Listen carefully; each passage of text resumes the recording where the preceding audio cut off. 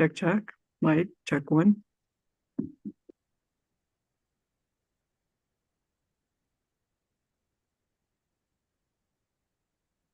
We are live.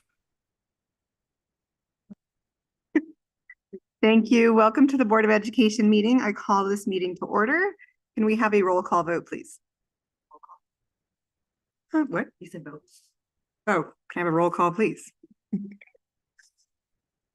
Janelle Astorga, Ronaldo Tomorito, Here. Heather Benavides, Here.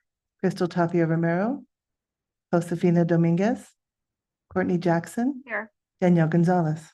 Here. The first item on our agenda is to consider adoption of the December 20th, 2024 Special Board of Education meeting workshop on aligning resources and governance manual review agenda. Can we have a motion and a second? I move that we adopt the December 20th, 2024 Special Board of Education meeting workshop on aligning resources and governance manual review agenda. This is Board Member Benavides. I'll second. This is Member Jackson. Thank you. We have a motion and a second. Can we have a roll call vote, please? Yes, and before I do the roll call vote, just a reminder to speak into the mics when you are speaking, please. Janelle Astorga, Yes. Ronaldo Tomorito, Yes. Heather Benavides, Yes. Courtney Jackson, Yes. Danielle Gonzalez. Yes. The first item on our agenda is item number 3.1, team building discussion, and our presenter is Ashley Paz, our student outcomes focused governance coach. Ms. Paz, you have the floor. Good morning, board members, Dr. Blakey, Ms. King. I want to start today, like I always do when we ever have time together, and that's with a moment of gratitude. I think today, more than usual, is a very busy day for a lot of people. There are a lot of things that are pulling our respective attentions away from being here today. And so the fact that you have chosen to be here, that this is how you've chosen to spend your time, and to really focus on how you work together as a team. It is profoundly meaningful to me as your coach. And it is a testament to your commitment to students and the service you have to APS. That is not a judgment to anyone who is not here. I know that they all have very important reasons to not be here. But I just want to say thank you for your choice to be here. And with that, let's get into our conversation. If you can each grab a pen and a piece of paper, and it can just be a scrap paper. It doesn't have to be like a nice, clean piece of paper. I'm going to ask you to think about something and just write down the answer.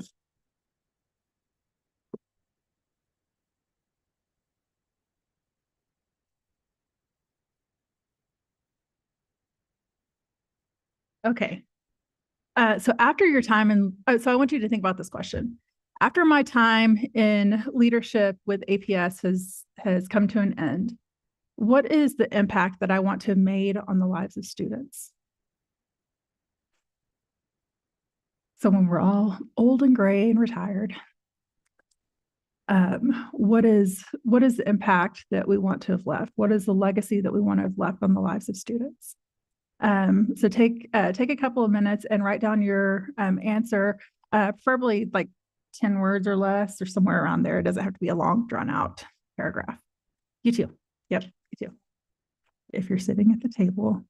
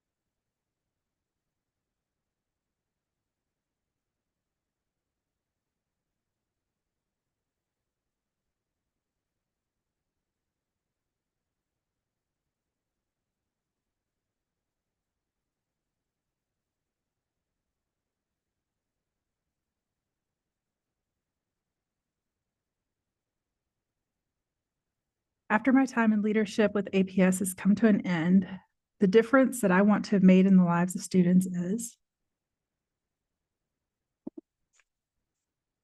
that, yeah, I just repeated it. It's just that's it. That's one question. Yeah. I'm just buying a little time while people finish writing.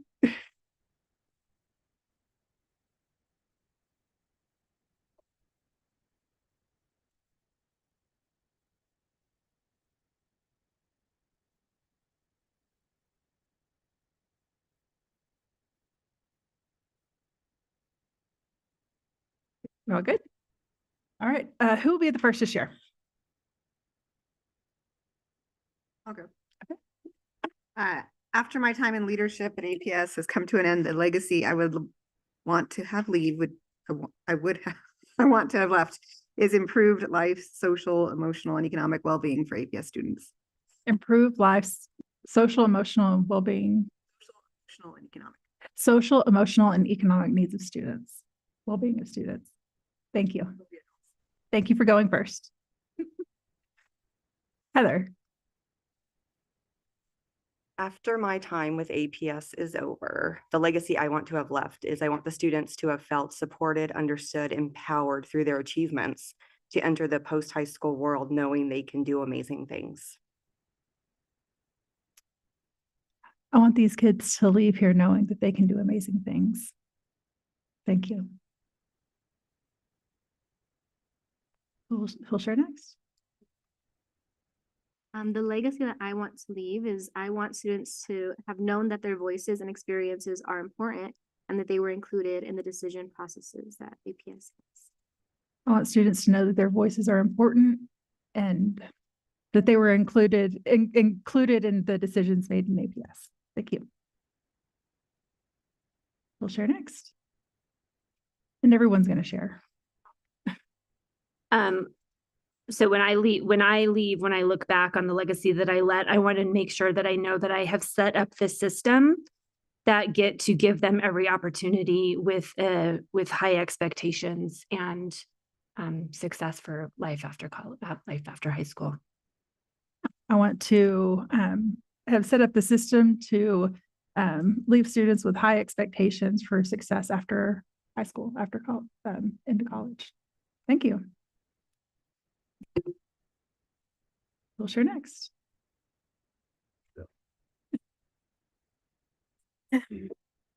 That our children have the confidence and see value in themselves with the skills, attributes, and knowledge that they have gained to impact society. That our students have the skills, attributes, and knowledge to be successful in our community. The legacy I want to leave is that our students are capable and able to make decisions, and they know they're valued. That they're capable and able to make decisions and that they know that they're valued. Thank you. Last but not least. I want to see students learning and thriving, so when they leave APS, they have what it takes to live happy and successful lives. I want students to leave here knowing that they can live happy and successful lives. Thank you all for sharing, and thank you for allowing me to ground the conversation in this. It's important to remember why we're all here. And everyone, what are some of the common themes that you heard? Students, student success, opportunity, confidence. I heard the theme of support, empowerment. This group really does not just, this isn't something I'm just noticing now for the first time, but as I have noticed over the time of us working together, this group really is focused on empowering students and empowering the system to make sure that students are supported. And it's a testament to your, that is recognized in your goals. You are one of the few boards that has persisted with a goal that really does focus on building the habit, skills, and mindsets for students to be successful later in life. Why did no one say to buy school buses or to make sure that maintenance change orders are accomplished. Or to employ people in the community or be popular at the coffee shop. Those are resources, but not the goal. Yeah, those are resources and not the goal. Why do school systems exist? To improve student outcomes. To improve student outcomes. Students being successful in life is the outcome that kind of unites everyone. And that's what we're all here to do, is to make sure that we are all moving in that direction. So we're going to spend our time today, not just this morning, but for the 4 hours that we have together, talking about how the board can do this, how boards can effectively set up the system so that you are creating the legacy that you intend to leave. And so we're going to start by talking about just the more internal aspects and through a much requested topic of trust. I know that I had shared a podcast with you all. I know it was a long one, and I know it has a little bit of a slow start. And Stephen and Mark Hovey is a very charismatic person, but also it's Stephen and Mark Hovey. And so it is the reason that I share from him is because he has done probably the most he has had the most accessible research and probably the most publicized.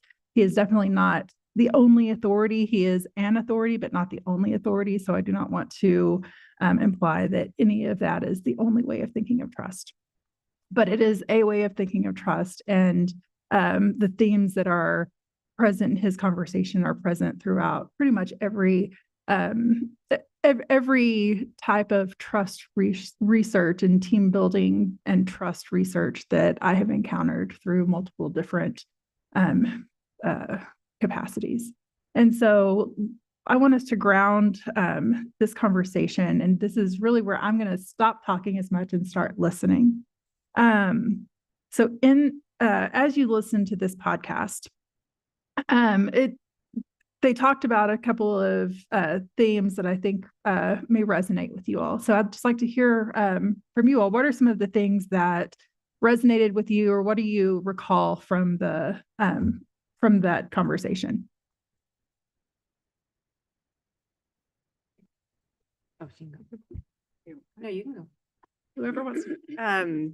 I think one thing that really resonated was the part where they were talking about employee-employer relationships and how important it is for the boss to trust the employee, and some examples that he shared there. But I think there was one around asking someone to do a presentation and trusting them that they're going to do their work and they're going to do their presentation and they're going to do it well. And then the host sort of responded with like, yeah, it's my general practice to trust until you give me a reason not to.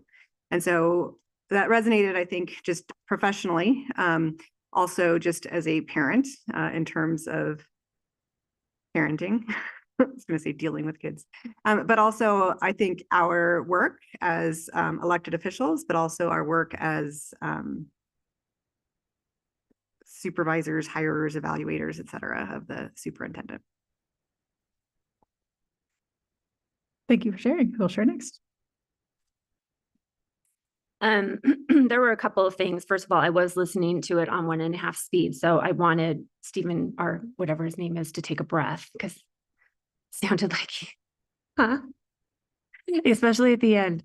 But a couple things. So in relation to, he kept relating back to a story called Clean and Green, where I guess it was like his dad had told him, like, had given him this opportunity that I want the yard to be clean and green. And then he trusted him to do it. And because he trusted him to do it, he wanted to make sure that he responded to that. And so he kept the yard, clean and green and it kind of talks about what Danielle was saying, that his dad gave him that trust that he was going to do it. And just set a level of high expectations that then his son lived up to. So I think that that resonated with me. The second thing that really resonated, and it goes to kind of what we talk about, that the genesis of change starts with me, and I can't remember the phrase that he used, but it's that the trust starts internally, that you have to start internally and then go external, and that there's lots of data on the fact that most people think, well, yes, I'm trustworthy, but then when you relate out to like your colleagues, you're like, but they are not. And so everybody thinks that they are trustworthy, but are they actually doing the act? Are they performing the actions that allow their colleagues to believe that they are trustworthy? And what you just referenced, I'm actually going to come back to that kind of towards the end, this idea that like I will attribute myself, like more trustworthiness to myself than to other people. So we will come back to that. But yes, thank you. So next, I thought it was perfect timing after some of the discussion that we had at the board meeting when they said, let's not talk about government trust because that's different. And I feel like Superintendent Blakey was right when she said, there's really never trust, right, in government, and we have to work on that through our actions. And that also connected to what you were saying is it's not just how do I trust other people, but can they trust me, and what is my accountability to being trustworthy to others? And I think in this position, that's something that really is what I'm thinking about. Is I've been on the opposite side where I'm like being skeptical of the institution and the system, and now that I'm kind of in it, how do I make sure that those actions are reflective of that trustworthiness that I want people to have with me? Yeah. Thank you. I'll go next. So thank you for bringing up actions, because I think I think we've all heard the term, we judge ourselves and our intentions, and people judge us on our actions. And sometimes they're very different, and we're sometimes not aware of that.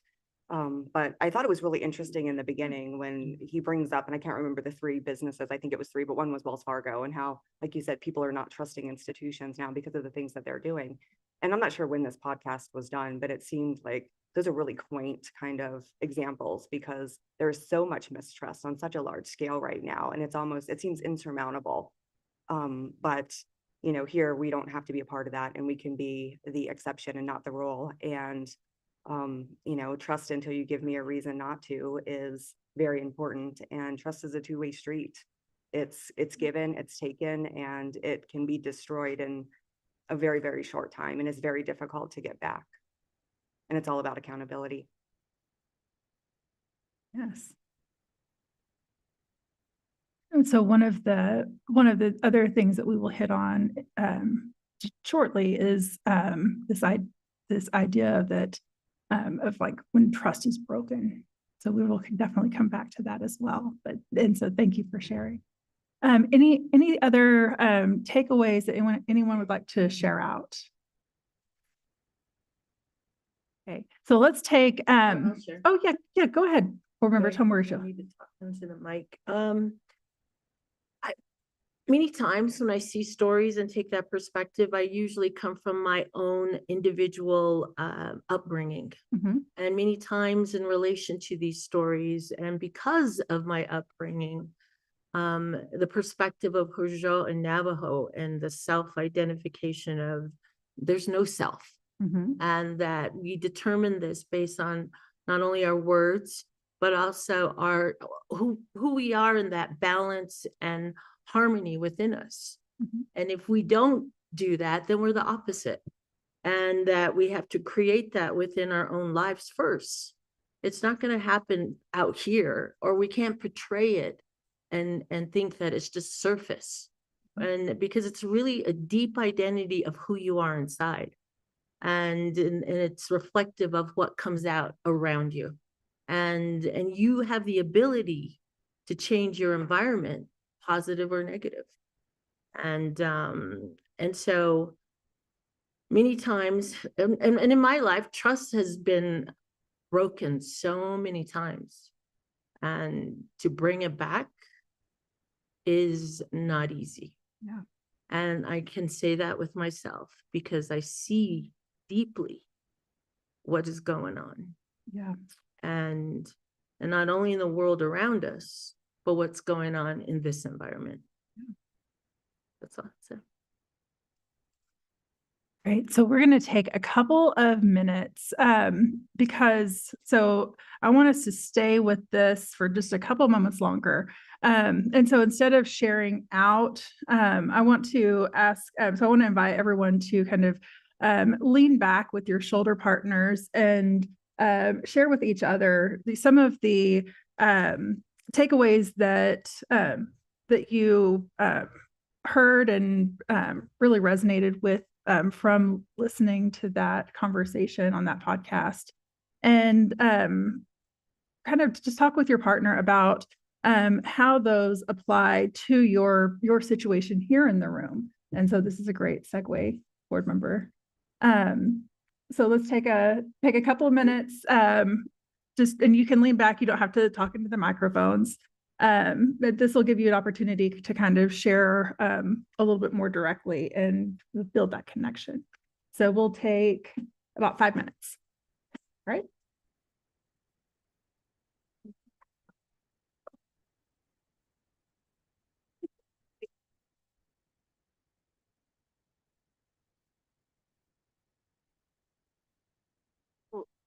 We're just saying our personal, just saying like our personal feedback on the podcast.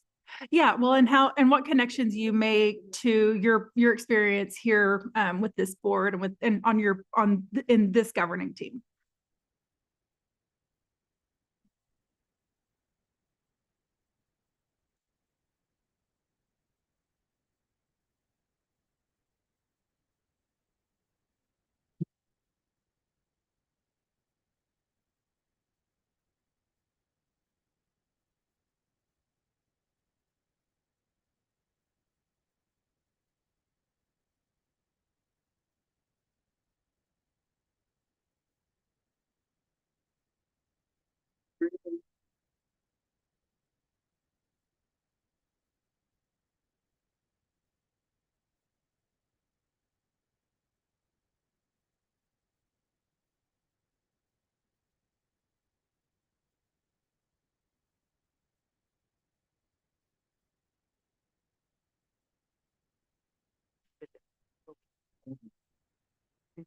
That might be sales. District, I want them to get it. With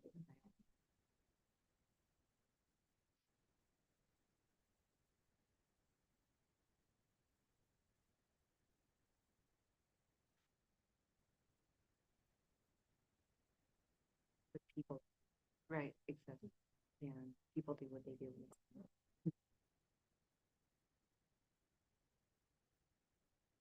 Very difficult. And people, teachers, the superintendent and the district on what's happening with their kids. It's so individual. You are never going to get everybody. Right. And you're not going to be able to control everybody to do the right thing in terms of staff, right? So it's almost impossible. And I see this in the environment, the perfect is so big.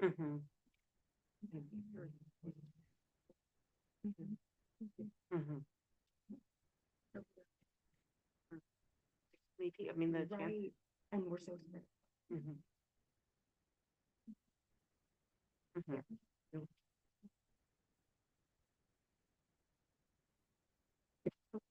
Goodness. They see it the whole, like, or the whole. How many people? Every day. Right, get a chance to talk to you. You know, I mean, once again, you, right level, right, or pretty serious. So, yeah, it's just difficult in institutions this size, especially in a state that's this small, in terms of population. Yes.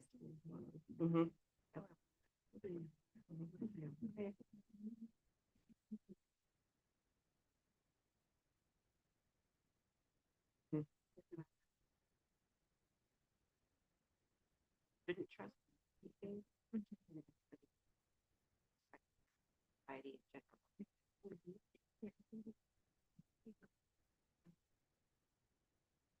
general. People don't.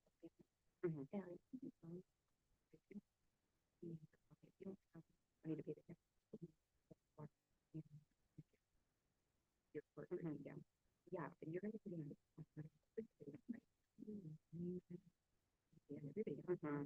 and everybody's looking at everybody else. Making people matter. And so honestly, we're up against right 3-day, 24/7, making people angry because it's what they're doing. I mean, that's what people are doing. Horrible feedback. Like, take it in because I need to be in it. And then I get mad and I turn it off and then I take it in again.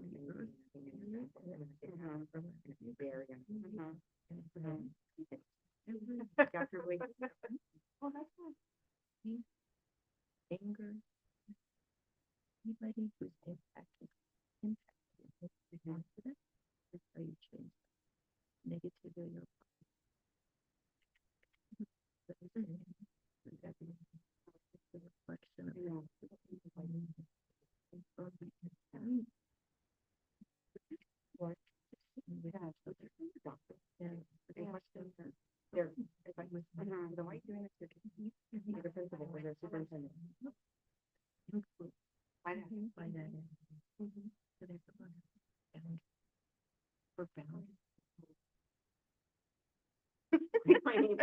If I really should or not.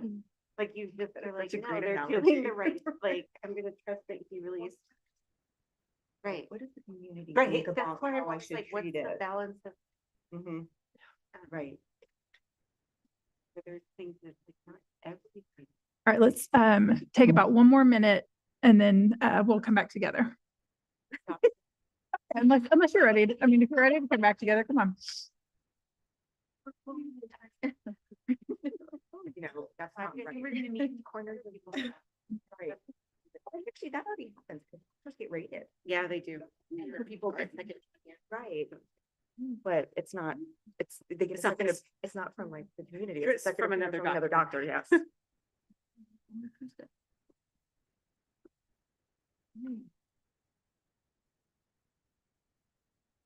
All right, I'm not going to ask everyone to share out or require you to talk about what you discussed, because we are getting into a little bit more vulnerable territory.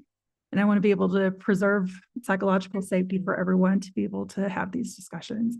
But also, if there is anyone who would like to share out something that you discussed or something that that resonated with you, then I'd like to open the floor up for anyone to do that if you'd like. And there's no judgment if you choose not. I'll share. I just really appreciated the conversation because it was on our individual selves and how we can start looking at ourselves and be like, what has someone else interpreted that I might not have? It was not my intention when it comes to trust. So if that happens, what is that process moving forward? Because it is difficult, like we've all mentioned, to gain that trust back. But how can we start those conversations in that process? So I think that was really good. Yeah, thank you. Renata.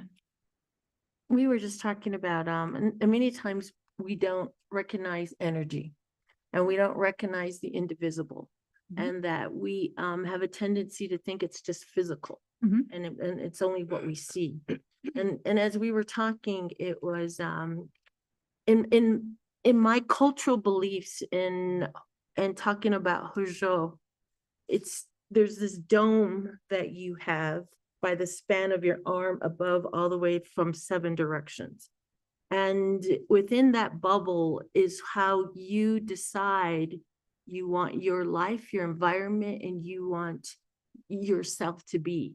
Trust can never be obtained until you trust yourself. Yeah. And that's the only way it's pushed out. And it's the same way with love. It's the same way with kindness. And whatever exists in this dome, when somebody enters, you can change them negatively or positively. Then the connection of all of these energies is what creates the universal, whether you want to call it theme, whether we are all in that place of trust, love, then the connection of everybody can transform even the greater. Yeah. But there are those who do have the power negatively to be as strong. And those who aren't able to counter that will fall into line with whatever that person's energy positions themselves and owns up to. Yeah. But then it's also one of those things, and that's when I was telling Courtney, that's where you have to learn how to protect your boundaries. Yeah. Because if you don't protect it, everything seeps into there. And then you can't figure out who you are and why you are who you are. Yeah. So and I love that you connected this, because this is actually a common theme if you look at across cultures over the world, global cultures, everywhere. There's this idea that that is consistent, even pre like colonialism, but before like there was as much just globalism. There's already a knowing. There was already a knowing. And that sometimes we think the lack of unknowing is a fear. Yeah. But then it's really who are we inside that creates the knowing. Yeah. And so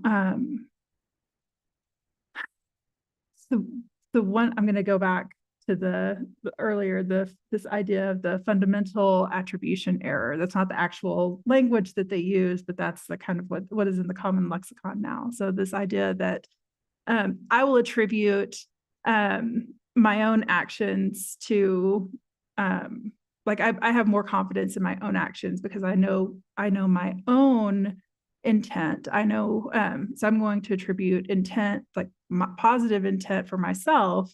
But then when I look at the behaviors of others, I'm going to look at what I observe.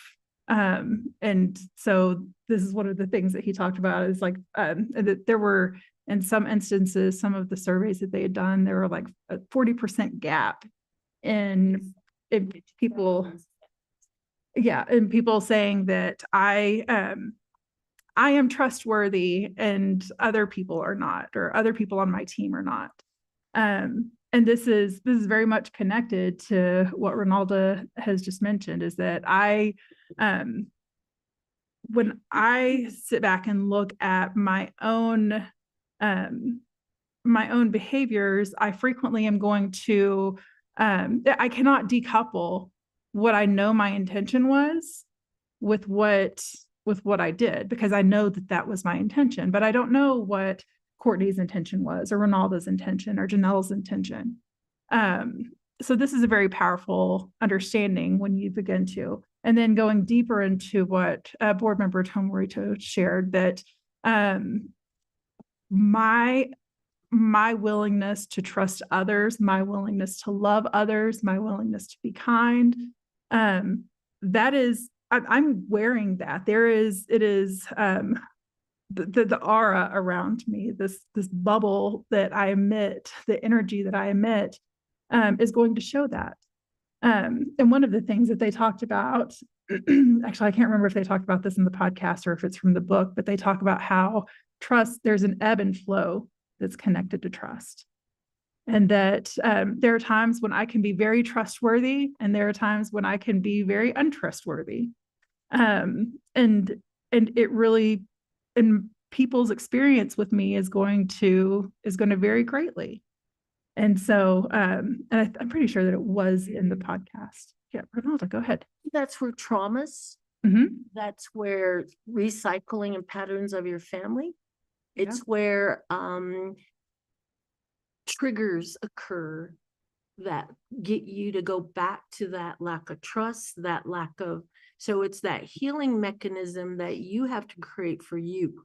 Yeah. And you got to recognize the cycles, you got to recognize the triggers that put you in distrust. Yeah. And then take that moment to pull away and deal with those emotions, because your body is the healing energy that's telling you these things are wrong. But if we can't listen and hear our body, we're going to fall into the cycles, we're going to fall into the traumas, we're going to repeat consistently what we've already dictated in our lives. Yeah. And the only thing we're responsible is for what exists in that bubble. And it's only you. We're not responsible for anybody else.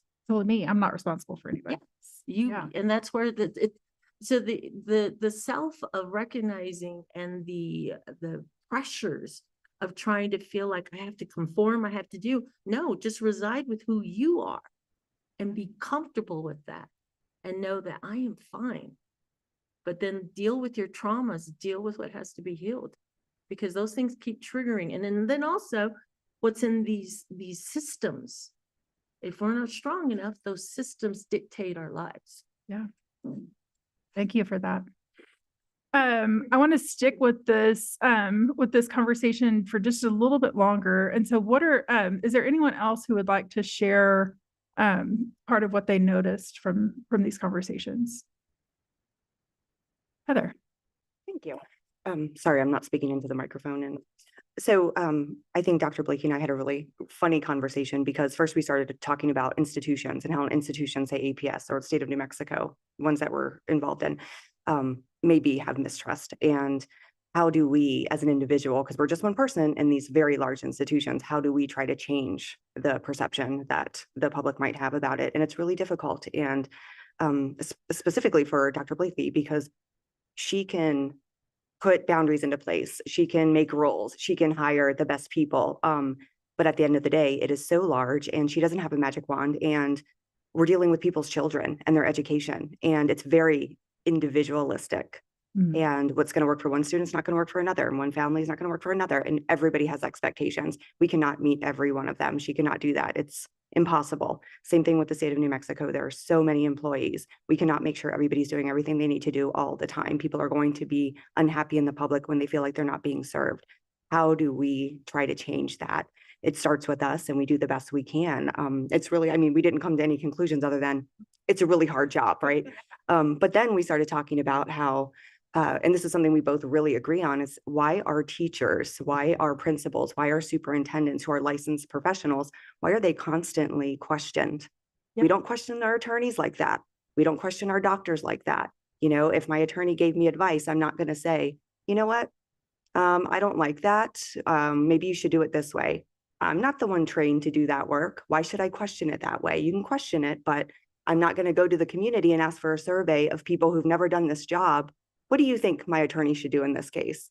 So what we need to do is really try to change within our power, within the groups that we have contact with, their understanding of what roles are and who has the training and the capability to do something and who doesn't have all the information. Yeah. And do it in a very kind and understanding way so that people just stop questioning when they really don't know what's going on. Yeah. Or question in a way that's productive and not just accusatory. Yeah. Sorry, that was very long, but No, I think it's spot on. And it's one of the things that I want to name is that especially dealing with the community is going to respond in the way that they have always been trained to respond, the way that they've been told. And so if to actually lead in this work that we are all tasked with doing, it really does require that leadership that you speak of, that retraining, that re-education, that so giving that clarity about roles or about expertise or about just building that confidence. And one of the things that I have been, as I'm working with school boards all over the place, and some of you I've had this conversation with some of you, I think a lot of you actually, we are like our society in this nation. And I think that it gets even more intense as we get closer. There is just a general lack of distrust. We've talked about it already this morning. And that distrust leads to instability.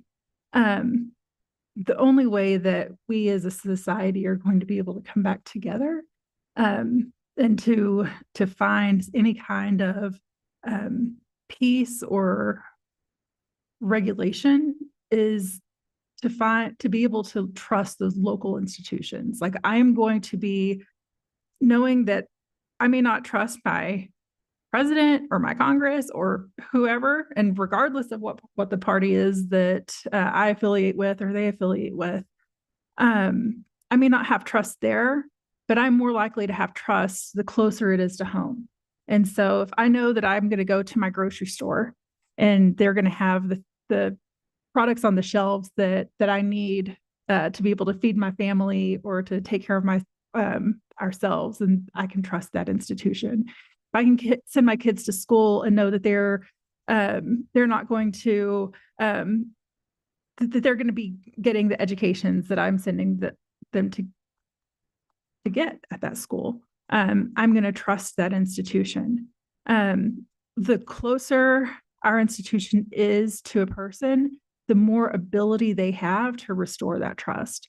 And that's not something that is specific to APS. That is specific everywhere. But it is an important task for leaders to really understand right now, is that in times of complexity, in times of instability, the best thing to do is to add stability. And the way that you do that, first and foremost, is by building that foundation of trust. Ronalda. I think, and this is where, if you can get yourself to the place where you can feel peace at any time, that message out there can never affect you. Mm-hmm. And if you can feel balance in any situation, that can never affect you. And so if you're strong enough to get yourself to always resonate in peace, harmony, and balance, that message out there can't influence you. And you would always keep yourself in harmony and in balance to not allow the fear to come in. But you got to practice that. Absolutely. There's one thing I want to say, and this is where, as adults, we recognize so much with future and past. Children don't do that. They are always in trust mode. They're always in present moment. They don't have past and they don't have future. We as adults entangle that into the children's lives. And if we don't get it right, we can never get into that world where children are enthusiastic, curiosity, and where they love. Yeah. Because we influence based on who we are and impose these children. And we can't do the creativity, they can't learn because they are in this place of present moment. We got to change ourselves in order to get into that moment. Yeah. So y'all have heard me talk about patterns before, becoming present to the patterns that exist in our lives, in my life. This is very, very much so. We talk about breathing. And so if I'm breathing, I'm aware of what's happening in my body. But my body, like if I'm not conscious to my breathing, I'm not going to stop breathing. I have a pattern that's going to continue that. In the same way, the patterns that exist in school systems are going to keep, they're going to keep driving us forward. There is a muscle memory that exists here. And in many ways, this muscle memory pulls us back into those existing patterns. And so I have to be intentional about changing the patterns that I want to change. That's why we have this saying right here: student outcomes don't change until adult behaviors change. I have to be intentional about where I need, recognizing where change needs to be made, and then making that change. And as adults, and this is something that I've been guilty of doing many times. Let me just give you a little bit of background of how this happened. Let me tell you, let me give you the story about how we got to where we are. I'm bringing that baggage into this conversation. And so I love this connection that you've made, that your children don't bring that baggage. They just have that. And young people coming on to into these situations don't bring that baggage. It's always good to know, like it's definitely good to know that, have that institutional knowledge. But that innovation is going to come, like the being able to rethink what's possible is going to come by maybe noticing it, but not becoming a slave to it, not saying this is the way that it has to be, changing that status quo. In middle school is where they start to wake up Yeah. and they start to realize that their parents, their words, and that the scope of their own world is greatly affected. By the time they get to high school, they realize hypocrisy. They realize the adults in this world are not speaking and saying and doing what they need to. So then they start to question, and then the recycling of whatever's in the family starts to hit those children in high school. Absolutely. And if that's why when we don't change, those things are repeated in the children. And that's why we are supposed to, as adults, do our own healing so the children will never have to take on our baggage. Definitely. So let's talk about healing. One of the things that that Heather mentioned when she was talking about the things that came. Do you remember exactly what you said? You were talking about your noticings from the podcast and talked about when trust is broken. Do you remember that? Do you remember that piece? And it's fine if you How don't. difficult it is to build trust and Yeah. how easy it is to break it. And it's almost impossible to get back. Yeah. And also I judge myself on my intentions. People judge me on my actions, which you've already said. Yeah. Is that Yep, that's it. So and so thank you for letting me call on you. So it is very easy to break trust. And especially if I am looking for a reason, like if I'm looking for a reason to not trust, and that is not a suggestion that anyone here is doing that.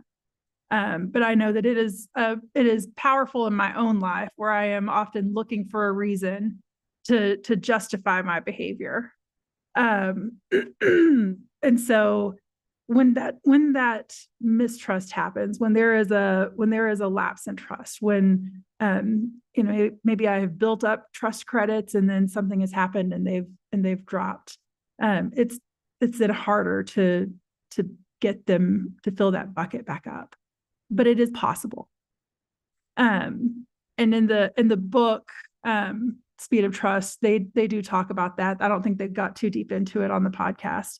But I did share, and we're not going to get deep into this conversation today, but it is a thought for the future. The idea of rebuilding trust and restoring trust. I do want this board to know that is possible, and it is not as hard as we may think that it is. I definitely can get to the place where I feel like it's just never going to happen. But then when I get over that, I'm like, oh, that was actually much easier. Sometimes it's just a matter of having a conversation and getting over myself.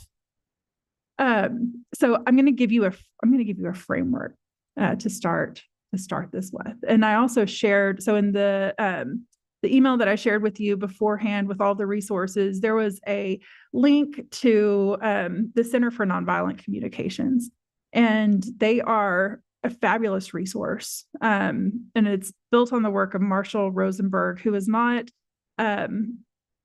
it's not his, some of it is his original work, but a lot of it is his work that he has curated from investigating other cultures, researching other how indigenous cultures, for example, how they restore trust and how they operate by consensus and do it very effectively. And from other cultures and other successful organizations, and do it in a way that is nonviolent. So I'm going to give you this framework, and you can go and watch that video. It is a 2-hour video, so I was not going to say go do this now, but if you were interested, I'd highly encourage it. And it is a much easier watch than the podcast was to listen to. So this is it. Let's see. I'm trying to think of an example that I can model.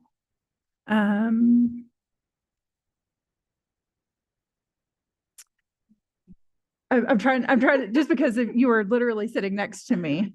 I've got it. Okay. So, for this afternoon, we have, a conversation. Actually, I'm going to, you and Danielle, because we were both talked about this. So in this, this afternoon, we're going to talk about your governance manual. So you have a committee that's been working on this. And so Danielle and I, talked about doing a feedback charrette because we don't have a lot of time, but we, do have a lot of work to do. So how can we make that most efficient? And so, that requires, having all of the, having everything printed out and ready to go and like posted on the wall so everybody can go through and like write down their feedback on the thing. We will get that done, but it was not done before today. And so, that was a need that I recognized, but I did not meet. And so there is an unmet need, within this, or within our group today. So when I look at this situation through the lens of, feelings and needs,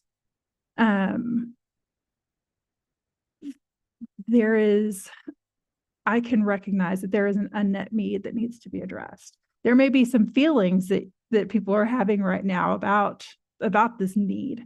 But when I become present to my own feelings and my own needs, I am, for this group, I have I have a feeling of respect. I have a feeling of just like forever anxiety because I want nothing but the best for you. And so when I become present to my own feelings, I know I can then point to my needs. And when I'm present to my own feelings and my own needs, that I can think about your feelings and your needs. And so through this, there is great power in this when we start to think about restoring that trust. And so while this may be a small thing to some of you, it may be a big thing to some of you. The size of the lapse of trust is not actually the important part. It's just the fact that it happened. And so, I'm going to give you this framework, which we've shared before, but, and as you all know, I'm not great at going off the cuff, so bear with me. Courtney, I said that we would have an efficient discussion today about the governance manual.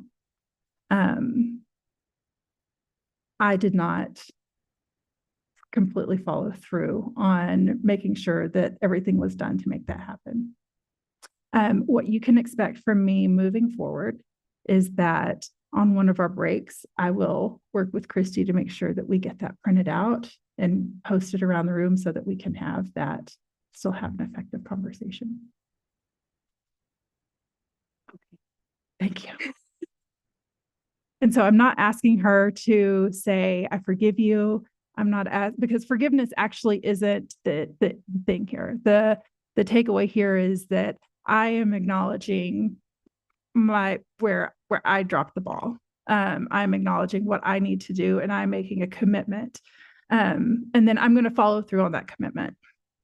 So that framework, and I did share this with you in the email, so you have it in writing. I said that I would do this, but I did not. What you can expect from me moving forward is this. If I really wanted to get into it, I can get into like the benefit to me, the cost to you, to our relationship, to our success. And I think that's actually the full framework that we gave. So that's one piece. You can also build on this framework by talking about met needs and unmet needs. And the way that you can become most present to those needs is by acknowledging feelings. So I want to, Ronaldo. There needs to be an agreement also that when you want to get to this place of trust, and many times we often forget that internal voice, Mhm. and that internal voice is also telling you, have the courage to bring it up. Yeah. But then it's also the other person to be in unison with that so that you can start making the steps forward. But if you're not in unison, it's going to be surface. That's Yeah. all you're going to do. And you're never going to get to that place of really getting to true trust. Absolutely. And so the message then needs to, that internal message within you needs to resonate to say, oh, this is what I have to do. Definitely. And it's not, but it's also in coming into agreement with another individual that they are in that same place. Because if you don't, you're just doing the surface and fulfilling whatever you need to fulfill and you move on, but you never do anything more than that. It absolutely has to be authentic. So it's the same way I was saying with the bubble. If it's not authentic, then you're only going to pass it on to other people. Yeah. Because you're not going to deal with it. Mm-hmm. And so then so we're not really, there's no purpose in trying to resonate with that until you resonate with it.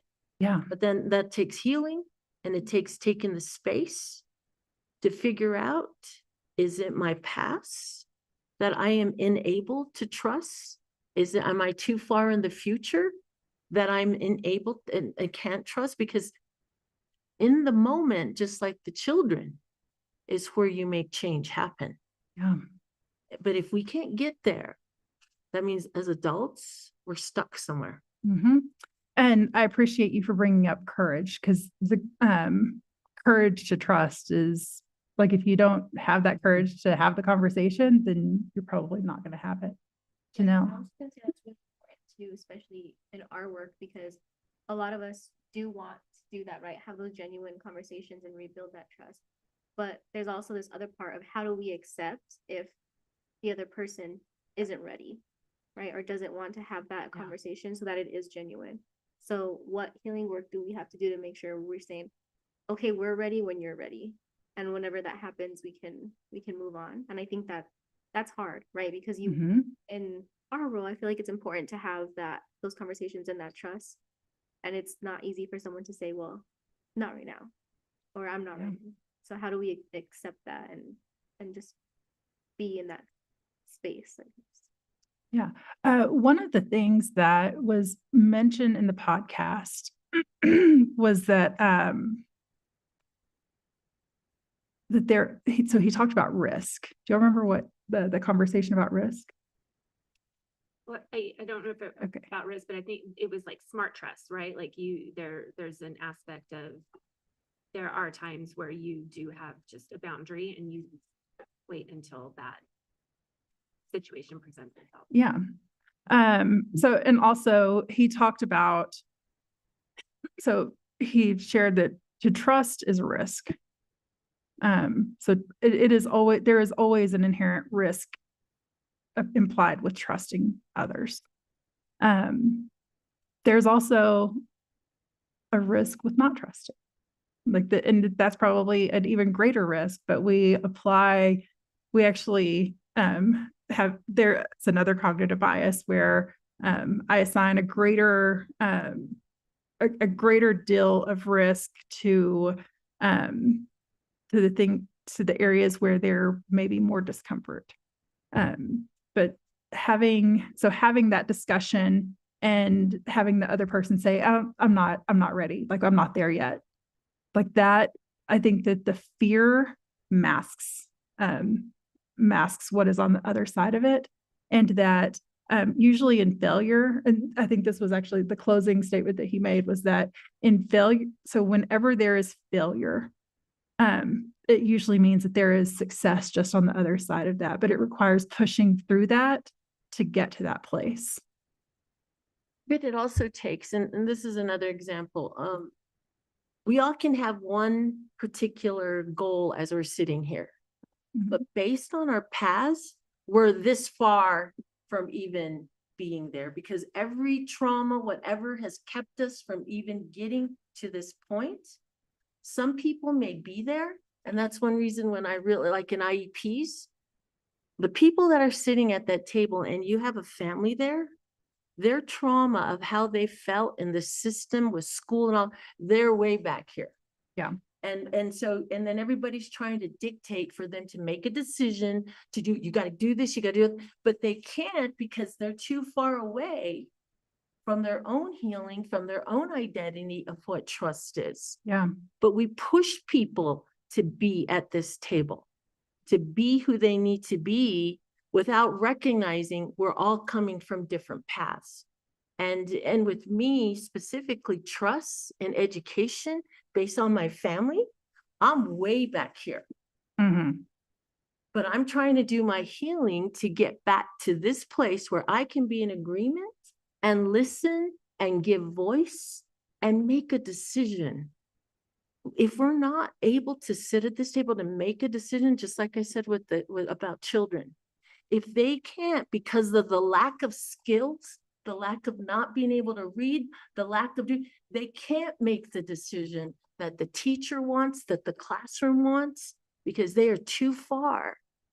But it takes confidence and building in order to be able to speak and have the courage. Yeah.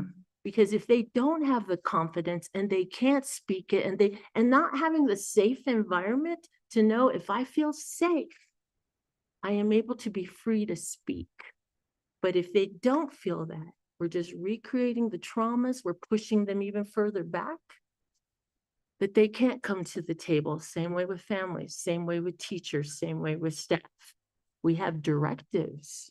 Yeah. But people are not in the same place to be able to say, I don't like it, I don't want it, and I don't trust it. Yeah. It takes the courage, but it's all of these things in able to get to the same place that everybody may be at that moment. Absolutely. So I want to share this, this framework for getting us from what you just described into the space where you can start to have those productive conversations. So it requires to first become present to your feelings. So if I take a breath, I feel hungry. I feel thirsty. I feel a little bit tired. So those are all actual physical characteristics, things that are internal processes. So I'm looking at the things that I'm feeling, and now I start to think about what my needs may be. I probably need something different to drink than coffee, because I think it's only making me thirsty. I'll take care of I'm not asking anybody to give me water. I know. This is an example. I probably need to get some water, some apple juice or something. But what I actually need is, my true need is to have that thirst quenched. I need to be satiated. Same with food. I'm hungry, but I don't necessarily need food. I think what I actually need is water.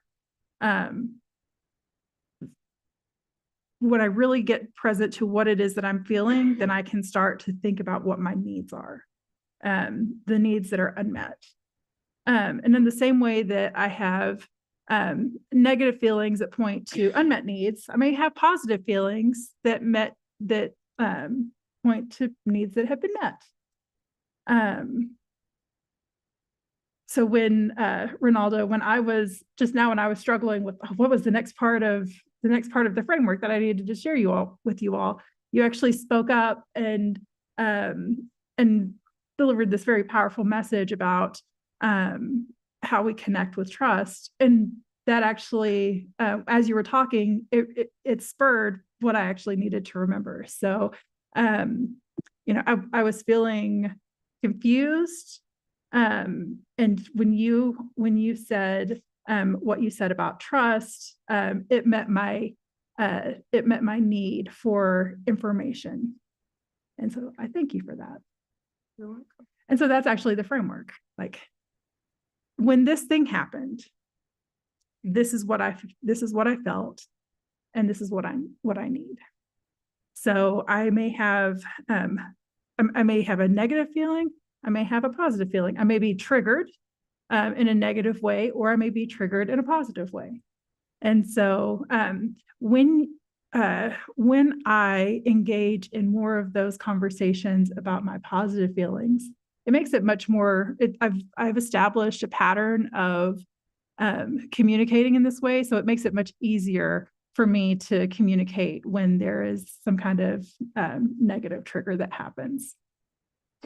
And so when you get into a place of really like breaking trust, being able to have those conversations in a way that is very, very observational, takes out any kind of suggestion or assumption about intent, and just looks at what has happened. So for my kids, daughter, when you came downstairs and were upset that you did not have your homework done from last night, I felt concerned. I need partnership. I need collaboration. I need time. So being able to have that conversation, this is the thing that happened. So not when you did this, it made me feel that, because that's not the conversation.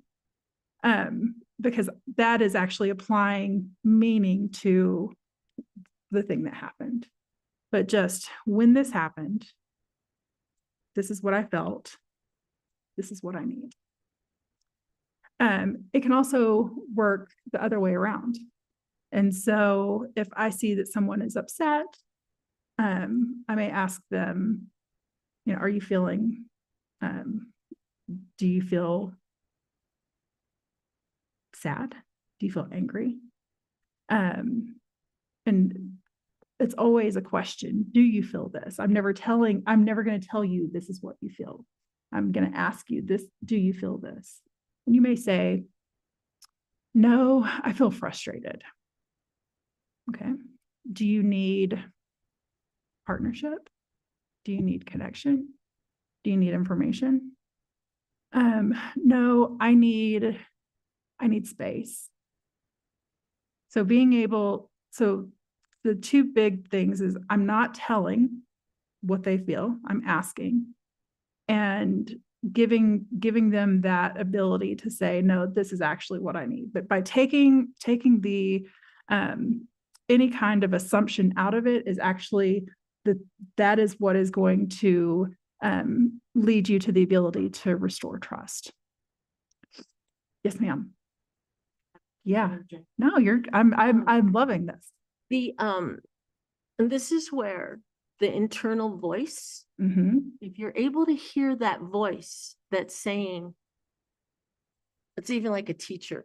If you see a child crying or you see everything on the outside, if the internal voice is saying they're in pain, you need to go. But when it's the moment you don't listen to that and you shut it off, is the moment you lose the actual real intensity to connect.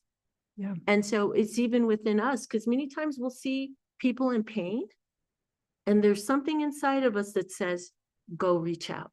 Yeah. But if you don't listen at that moment, maybe you'll have a second opportunity to do it later if that person's in your life. But you have the ability, when you hear that, to have true intentions and have true change occur if you act. But you got to hear it here too. So then it doesn't become action just to do it, just to feel it, just just taking it from the mind and the intellectual piece to the heart. Yeah. Then it becomes a true action. But if we're only doing it because, oh, I'm just going to mimic and I'm just going to repeat it from here, then we never truly get to where it comes down to the heart, to where it becomes a true intention to create true healing. Thank you so much for sharing that. All right. Before we transition, I want to give everyone else an opportunity to share kind of what you're noticing from this conversation.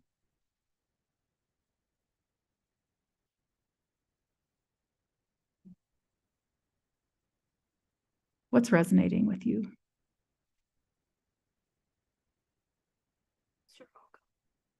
I'm not gonna totally speak.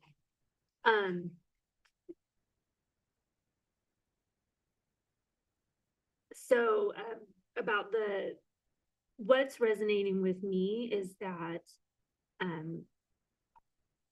having like heard this message a couple of times, it just dawned on me that I actually used this framework. I didn't realize that I was doing it, but I had to recently just have a conversation with some in-laws and some parents to say, this is what I'm feeling right now. This is what I need from you. And I don't think I've ever done that before. Yeah. So I didn't realize that I had that skill. But I think it's because I've like sat through this a couple of times, and then so I was able to say what my needs were. Thank you for sharing.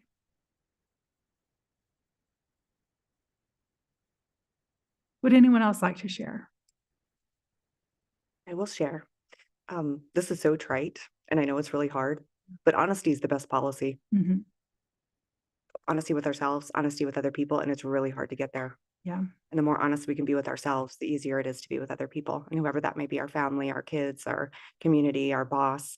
But it's tough, but it really is the best. If you have something to say, you've done something, admit it. Be honest. Yeah. It's real hard. If anybody knows how to do it, let me know. It's hard. Same. Or consistently do it. Yeah. Thank you. I've learned being on the board that and not only working in this environment with schools and recognizing so much more of the system at play and those people who conform to that system because they don't have the ability or the strength or the courage to come against it. And so in this work, I have had to really learn how to put up my boundaries. And because I'm protecting me, I've worked too hard to get me to this place to where I can speak and say sometimes when I don't like things.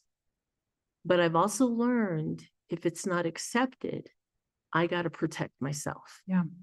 And I'm not going to allow that to enter into my space, to enter into my home, where it will affect my children or affect my family. So I've learned to cut it off. I've also learned that if people don't want to have those conversations, then maybe we're not ready for it.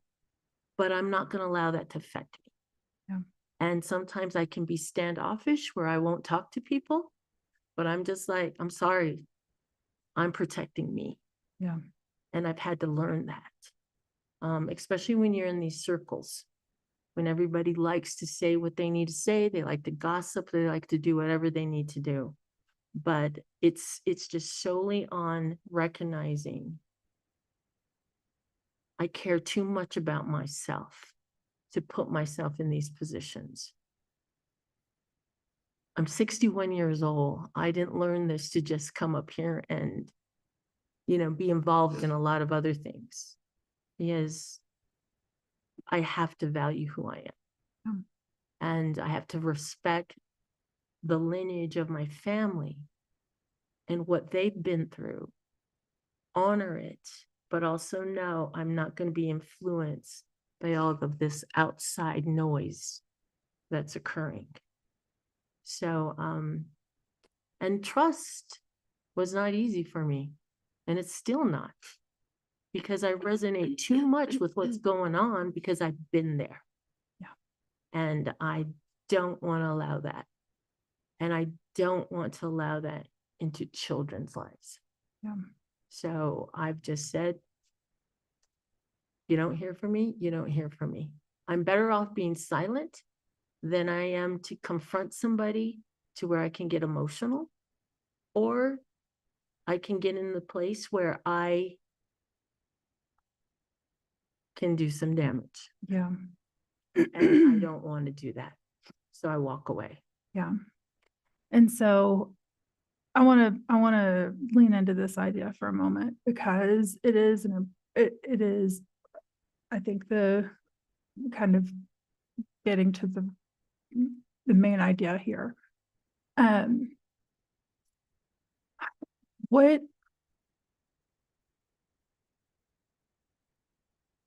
How is this board going to get to a place where this team, and I say this board, this governing team, how are you going to get to a place where board members do not feel that need to be silent, where everyone does have the safety to speak up and to share and to speak, because you all are elected officials. You represent individually very large groups of people, and you all bring your representation as well from different facets of this society, from this community. And I know that when I was an elected official, in the times where I didn't speak up, I wasn't giving my community that voice. I was depriving them of their voice and the decisions that were being made. And so that is where the power is, and why the need to be, this board needs to be able to restore trust when these things happen. But I also think it needs to be valued. Yeah. I think that if community is what we represent, it has to be valued on all levels. Yeah. But it's also the thing that we just can't change it up when we feel like we have to change it up. But often I feel that with student outcome focused governance, we're all in this vehicle or truck or whatever you want to call it. We see the map. Mhm. We see where we're headed, but our car is not working properly. And and we got a wheel broken here. We're all sitting in there. We're all trying to tell the driver, let's move, let's move, let's move. But we're incapable of doing that because we're not in this, we're not working together, and we're not recognizing, we do know where we all need to go, Mhm. but we're still like in the same thing with the table, where some of us are just not there. And we want people to just snap out of it. Come on now, let's just get on board. But then if we don't, then we get very direct in how we want that done. Mhm. But we're truly not listening to what's going on with the people. And so we get stuck and we get frustrated and we get upset. Then we want control. And that hurts us. And then the voice of the community is no longer heard because of all our own internal frustrations that are occurring and the messages that are coming. We lose sight of our, this is one thing that Gandhi said. Gandhi stated that if we focus on just material things, we lose sight of our morals and our values. Pretty simple. Thank you. Janelle, Danielle, Dr. Blakey. We haven't heard from y'all in a little bit. So I want to make sure that you have an opportunity. You don't have to share anything, but do you have any final thoughts before we transition? You good? I think I'm just soaking everything in, and I think from the conversation that's been had, it really is communication, Yeah. right? And how we communicate with one another that builds that trust and that honesty, that safe space for us to be able to start that process. And so yeah, I'm just feeling it all. Yeah. Great. Well, I have appreciated this conversation this morning. We're going to take a quick break. And then we'll come back. So I want to make sure that everybody has an opportunity just to take care of their biological needs. As we are talking, you're welcome to, so we're not going to take a lot of formal breaks today just because we really don't have a ton of time. But I want to make sure that everybody has the opportunity to step out and not feel like you're missing anything. So how much time do you think we need? 7 minutes. 7 minutes? Okay. 10 minutes. Oh, I did. 54. Okay, can we come back at on the 35 mark, 9:35? Okay, I'll see you all back then.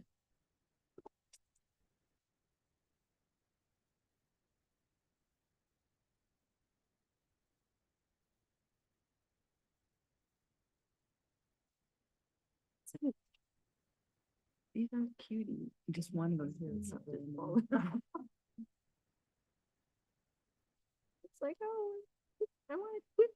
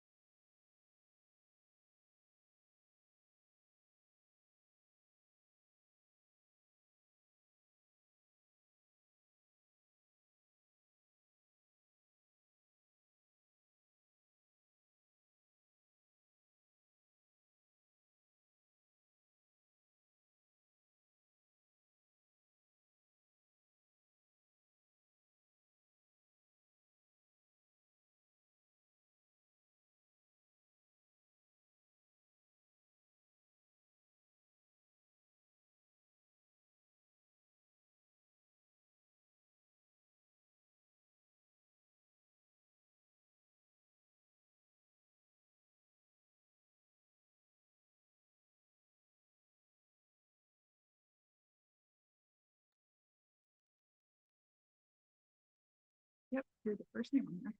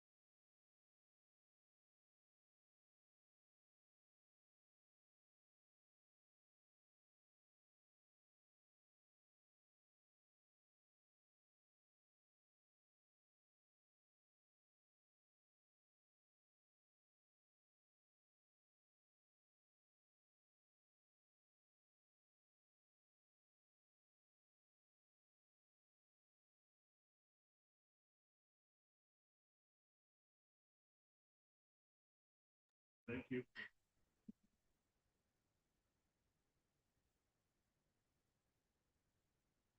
Recording, streaming. You're live. All right, thank you. We are returning from our break and ready to turn to the next item on our agenda, 3.2, Student Outcomes Focused Governance Framework, Clarification and Aligning Resources. Great, thank you so much. So, in this next part of our conversation, we're going to transition to really understanding, so giving you an opportunity to ask questions and understand some of the things, just some of the resources that exist inside of the SOFG framework.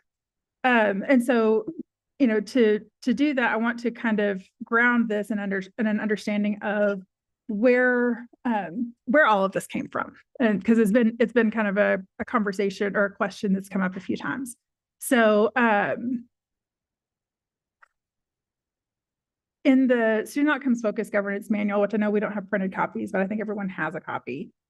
So there is a page in the manual of resources. So it's resources and research. And so in that, it identifies all of the research that really is found, like that the framework was used to, the research that was used to develop the framework.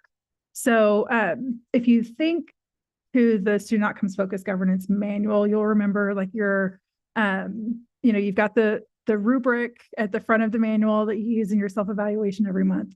And it has, so it starts with section vision and goals, and then values and guardrails, progress and accountability, or monitoring and accountability. And then goes into unity and trust, and communication and collaboration, and continuous improvement.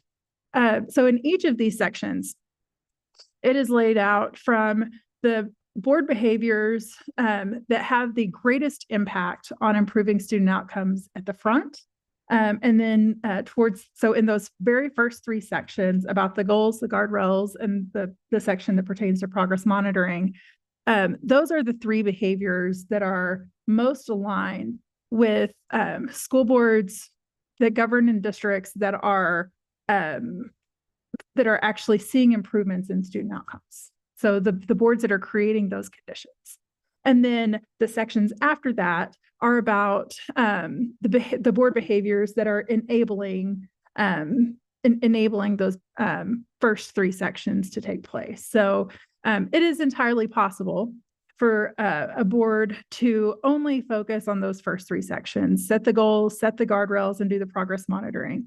But it is unlikely that any board will ever get to that 50% time use in their progress monitoring, or 50% of their time spent monitoring their goals, if they're not also implementing the behaviors later on in the manual, because those are the things that are enabling that to happen. And so it is encouraged that the board implement all of it, but it is still your choice as a board for what to do and what to not do. We just know that these are the behaviors that are the most aligned.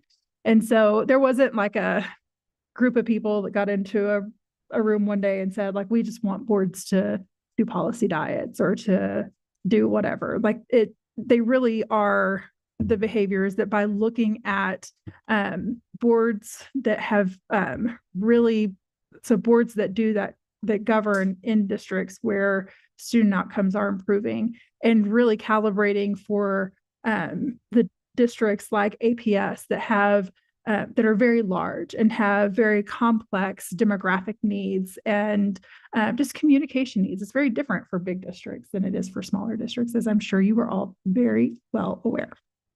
And so your board has done a fantastic job at your implementation. I do not want it to get that message to get lost here. Your board has been you have been really a model in this work since you started implementing this framework. And it's not about the framework necessarily. It is about being a board that is intensely focused on how student outcomes are improving. I also, like, there are a couple of things that, especially whenever you have a transition in leadership, whether it's superintendent leadership or new board members come on, it's easy for some of the just the background to get lost. So that's really the purpose of the conversation today. So if there was research that said that, you know, board members walk across the dais 5 times and jump on 1 foot for 3 minutes, that is something that's going to improve student outcomes, we would have looked into that and said, like, what is this actually doing? But that's not, so it's not one of the behaviors. But I want to, so that's the first thing, is that this really is grounded in research. And all of that research is there. I'm also happy to share any of that, but just as an overview, there is work of,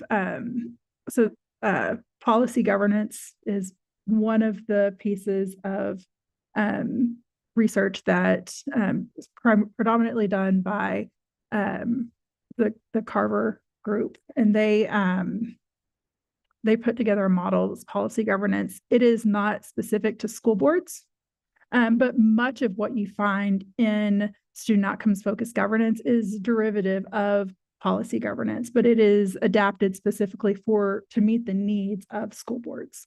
And so that really is probably the most, like, if you wanted to do any kind of that background, any kind of background study, that would be a good place to start. Also looking at, I've already referenced the work of the Center for Nonviolent Communications, the Arbinger Institute, and the book Leadership and Self-Deception.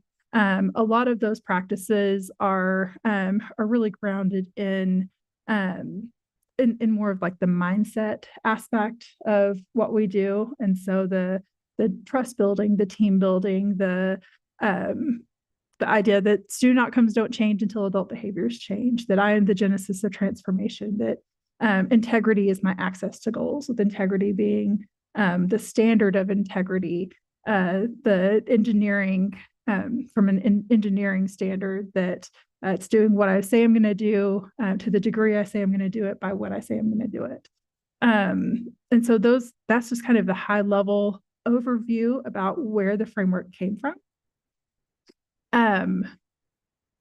That said, it is a framework. It is not a model. And so think of a model as like a model car, where it comes with, like, this is exactly, like, step by step, exactly what you have to do to make it look in this exact way, and how you should paint it and everything. And it's like free form. This is what it's going to look like when you're done. This is not that. This is a framework. It is designed for you all to really be the architect of what this will look like for you. Your board makes the decisions. Like, at no point have I ever said, here's what you have to do. Or there are definitely times where we will talk through issues, and I may give advice or suggestions and say, here's what you might consider.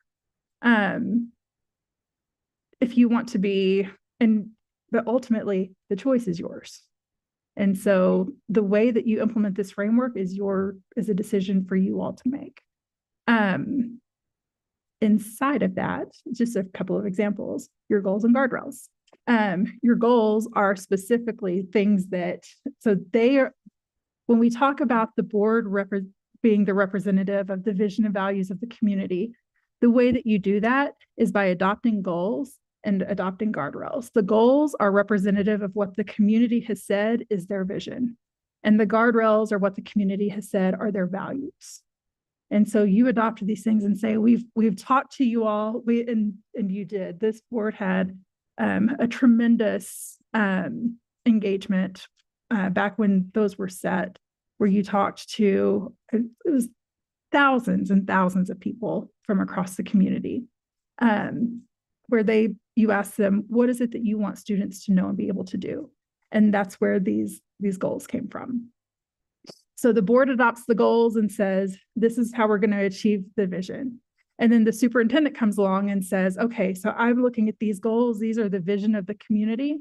And so I'm going to accomplish these 4 goals by achieving these interim goals. And so superintendent has provided you all with her interim goals. And those interim goals are specifically how she is going to accomplish the goals and how the board is going to accomplish the vision. Same with the guardrails. The board has set the guardrails and said, these are the things that the superintendent shall not do. And these are not going to change when the superintendent changes or when a board member changes, because they're derived from what the community has said is important. But the thing that will change is when you have a new superintendent, they're going to come and say, all right, I am interpreting these guardrails through these interim guardrails. So the interim guardrails are how the superintendent says that they're going to honor the guardrails. There are a lot of different interpretations of both the goals and the guardrails. A lot of different strategies can be pursued to accomplish these goals, but the interim goals are specifically how the superintendent is going to, those are the strategies that she's going to deploy. But the guardrails, the interim guardrails are the specific strategies that she's going to deploy to honor the guardrails. Is that clear? I want to make sure that, so other interpretations of what that may look like or what that may mean, I may look at a guardrail and say, this means something different to me, but the actual interpretation is the one that comes from your superintendent. And then there is a process of cascading throughout the district where superintendent's cabinet will look at her interim guardrails and say, okay, these are the interim guardrails that you've set. We're going to accomplish these interim guardrails by accomplishing these initiatives or programs or projects or whatever you call them, strategic initiatives, series of action. This is how the cabinet is going to accomplish these. And at each level of that cascading, you can anticipate for that to happen at a pace of roughly 1 level per year. So you just adopted the goals in 2023, like February of 23, January of 23. So you're now like literally coming up on year 2 of these goals. So you can anticipate that, and I think that y'all actually have moved at a faster clip than what would usually be expected, which is a great thing. But I just want to make sure that I provide that level set. I know that you all probably know this, but just to make sure that everyone is on that same understanding. Like, you're going to see more and more alignment with the goals and with the guardrails as each year comes along. And so by the time that these goals have expired and hopefully have been accomplished, and you set new goals, then you can expect to maybe even accomplish those goals much more quickly because that cascading has happened. Although there will likely need to be some shifting because there'll be new goals and new priorities. Same with the guardrails. Any questions about that before we move on? Okay, I feel like we're still kind of in like the foundational conversation. Okay, so as I mentioned, this framework is grounded on research about what is effective? And when we talk about, when you hear me say what is effective, what I mean is how effective, so accomplishing our goal as a system, the reason that we exist as a system to improve student outcomes. So goals that are creating the conditions for that to happen that require a focus on governance. The challenge with this is that most of us do not have any kind of mental model for what it means to govern when we get elected. And it's not really common for the community to have any kind of mental model for what it means to govern. And this isn't a bad thing. It's just, that's what we have experience with. When I got elected, I had been a manager. I've had managers before, but I had never governed. And so being able to come in and immediately say, like, I know exactly what I need to do to govern was not second nature to me. So I had to learn about it. And so if you have felt in any way over the last year, like, what is happening, that's normal. And I don't want anyone to feel bad or any kind of shame for that. And I want also to understand that your community isn't going to know that either. So that's why the need for that re-education, as we've discussed. That's why, and this is why, having, when the board goes through the process of engaging with the community to understand what it is that what their vision is, and you are very clear about what the goals are, then you can make sure that you are all moving in the same direction. Like board member Tomarito mentioned earlier. We're all in a car, but maybe we're going to different places or our car's not moving. And so the goals are specifically how the board says, this is where we want to go on our journey. So setting the goals and then monitoring your progress toward the goals. It's just like when you're on a road trip, you're not going to just get in the car and drive and never look at the speedometer or odometer. Analogies. You're never going to look at, it's not like you're never going to look at your gas gauge. You need to know how much gas you have left in the tank. You need to be looking at the road signs to make sure that you're still on the right track. And that's what progress monitoring is. It's an opportunity for you to look and see, are we still on track? Are we going in the right direction? In the beginning of implementing a new set of goals, and you really are, even though you've been doing this for 2 years, it really is still kind of the beginning for you all, which it feels like it's been forever, but also it feels like we just got started in a lot of ways. And so making sure, so because this is the first time that the board has ever adopted very clear, specific goals, it says, this is exactly where we're going to go, not we just want to improve student achievement. Like this is exactly how we want to improve student achievement. It is natural that when you do progress monitoring, that you're not automatically going to say, or it's not going to automatically be like we are perfectly on track with exactly where we want to be. It is, but we should be seeing that we are moving in the right direction. And I've been pleased as I've been watching your progress monitoring that you are starting to, that's what the data is starting to reveal, that you are moving in that right direction. Especially over the last year, I think that data has started to become more and more clear, which is really, really exciting for me as an outsider to watch. So with all of that, being able to accomplish these three things requires creating the conditions for those things to happen. And so I shared a number of resources with you before today. So we talked about, so I shared the documents that I shared were board work and superintendent work, how the board, meeting agenda evaluation, which gets into how the board is scheduling its time and the conversations that you're having, your board committees, which is not, I think that there is like quite frequently this idea that the committee work or the committee diet is some kind of referendum on committees, and it is absolutely not. If the board wants to have committees, the board should have committees. What it is a referendum on the board using its time, essentially wasting the board's time. And not to suggest that every committee meeting is a waste of time, but the board needs to be looking to see, are these committees still working and moving us in the direction of where we want to go? Is this an effective way for us to accomplish our work?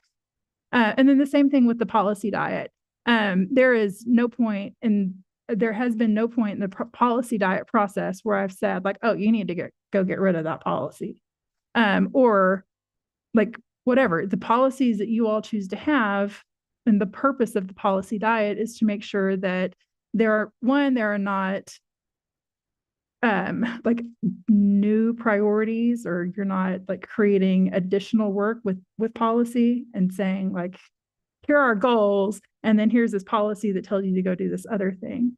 That the policies really are governing what that they are creating clarity about how the governance happens and how the goals and the guardrails are implemented. And you don't have, pages like 10,000 policies that you're going to have to review all the time, that you want to have so few policies that you could probably review all of them in a single board member term. And then we get into one of the other things that I shared was about effective governance. So what is effective governance and what is effective meeting management? So Robert's Rules of Order. Robert's Rules is not a governance framework, and SOFG is not a Robert's Rules framework. But they are designed to kind of go, SOFG has been designed to go kind of hand in hand with Robert's Rules. So with that kind of high level overview, I want to open the floor and see what questions you all have about the different aspects of the work that I've identified. And I have, if you don't have any questions, I have kind of some notes that are based on conversations that I've had with that our team has had with you all previously. But yeah, I just want to open the floor and see where you're at.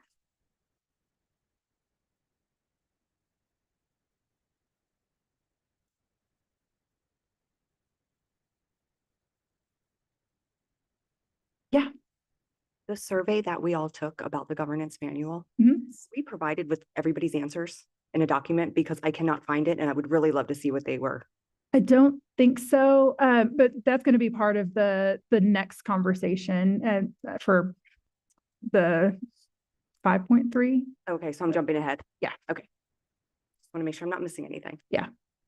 I don't know what the committee is going to present on that, but that will be part of the conversation. I think so one of the things that we've talked about is our board guardrails and how we measure them, how we hold ourselves to them, how do we monitor them, but also their relationship to both the governance manual and the SOFG framework. And so I do think it's helpful to have some conversation about the guardrails and the relation to those things. And I think also just the time use evaluation, in part because of our commitment to spend 50% of our time on student outcomes. I think we get caught up in what that means and what it doesn't mean and what we can do and what we can't do and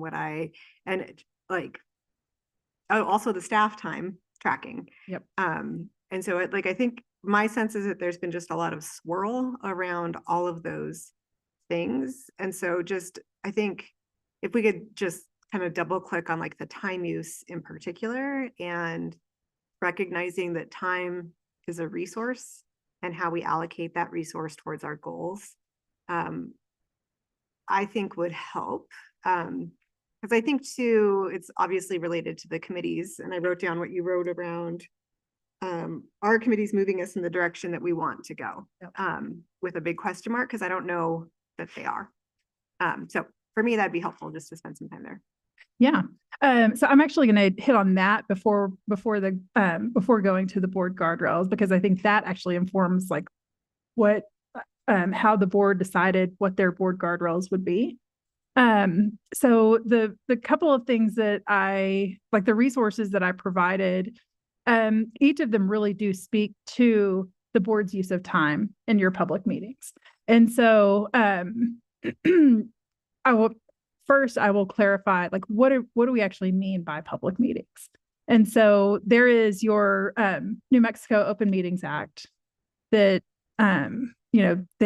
it provides like exemptions for executive session, like what is protected under executive session, and then when you need to post meetings publicly.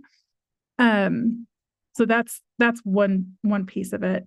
But specifically, when you hear me talk about a board authorized public meeting, I'm not talking about your Open Meetings Act. I'm talking about all meetings. So what I mean when I say that is any board meeting, any meeting that has been called by the board, or either the board president or the board and the entire board, that is not closed pursuant to the Open Meetings Act and is not, and that the board has the unilateral authority to choose whether or not to have. So that could be your committee meetings, it could be work sessions, it could be work groups, regardless of what you call them. If the board has authorized a group of individuals to conduct the work of the public, then that is a board authorized public meeting. So it's not a public meeting. It's not public because of the way that it's like this meeting is being live streamed, and that's great, but that's not actually what makes it a public meeting. The thing that makes it a board authorized public meeting is that work of the public is being conducted in this meeting. Because there was a question when we were looking at the survey for the governance manual about the ad hoc committees that we have. And since those are considered public meetings, do we have to, and if we do, what is that timeline to put those meeting minutes out? Because we haven't really been doing that since they're ad hoc, right? They're kind of like the subcommittees. So what is that process? So there are two different things here. There's one, what the New Mexico Open Meetings Act requires, and there's two, what is effective governance. And so I don't actually have an answer on what the New Mexico Open Meetings Act requires. I don't think that you have to. Most states don't require, some states do, but most states don't require, because I'm not an attorney. I don't know the ins and outs of your Open Meetings Act. I just know some generals. So I don't know the answer about what is legally required. However, the most effective boards, regardless of what kind of committee it is, whether it's an ad hoc or standing committee, there will be some kind of reporting mechanism back to the board that is shared publicly. So whether it is just a report that is accepted on the consent agenda, or if it's something that's posted on your website, however, reporting back to the board is important because of transparency. Give summaries and make. Yeah. That's just for the board.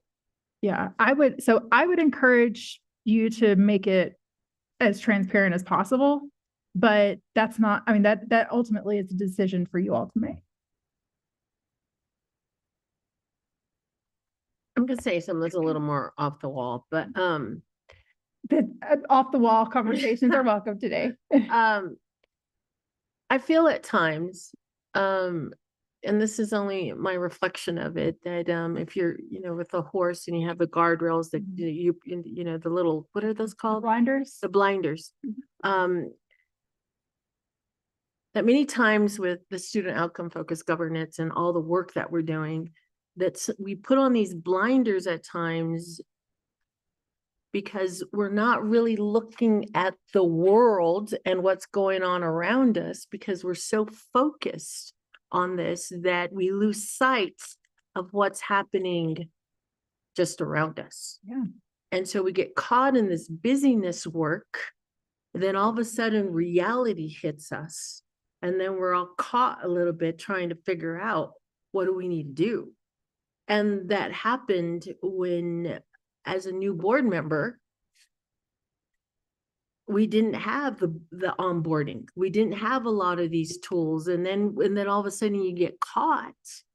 And then you see you see the student focused governance, but it's not tying in with what's going on here in the true reality. Mhm. So then you don't know how to stop for a moment, figure it out, because you're constantly going in this speediness Yeah. way that we all of a sudden then get hit with something that's supposed to be, we're supposed to be aware of come January or whenever it occurred. And then we're left dealing with whatever the ramifications of it are, because we've let it go for so long but we're doing our student outcome post government, we're getting our points, we're doing all of those things. Yeah. But we're losing touch with our community at times, with what's going on in schools, what's hitting teachers, what safety is in our schools. We're just, we focus, we give guidance, we give answers to students, but we're not answering these other things. And the community sometimes gets very upset with us. Yeah. So this is actually a really good question. And a part of the reason that this retreat is happening today is in response to the lack of, and I know that there was some onboarding, but that was developed by former board members, former leadership. And so they're not here. So we're not going to get too deep into that, but it is today is an opportunity to be able to provide a lot of that clarity. And also what you talked about, I want to address this specifically by talking about the difference between board work and superintendent work. And the idea of 50%, spending 50% of our time focused on those goals.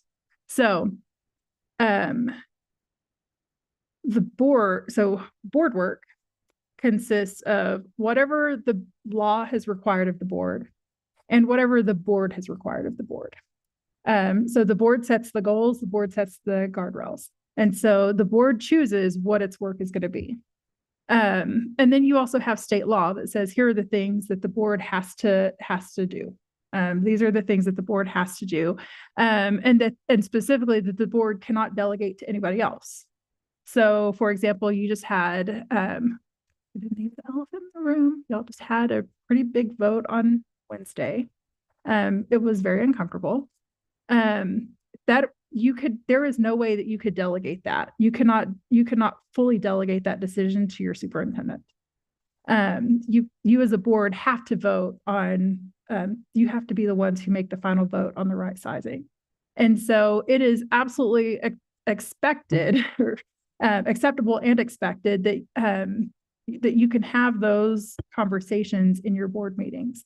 But you also don't have to. You can receive those, you can get reports, you can ask for that information. And I think that one of the things that has happened is there's been kind of there's been the inside of not having like full understanding of what's allowed, what's not allowed.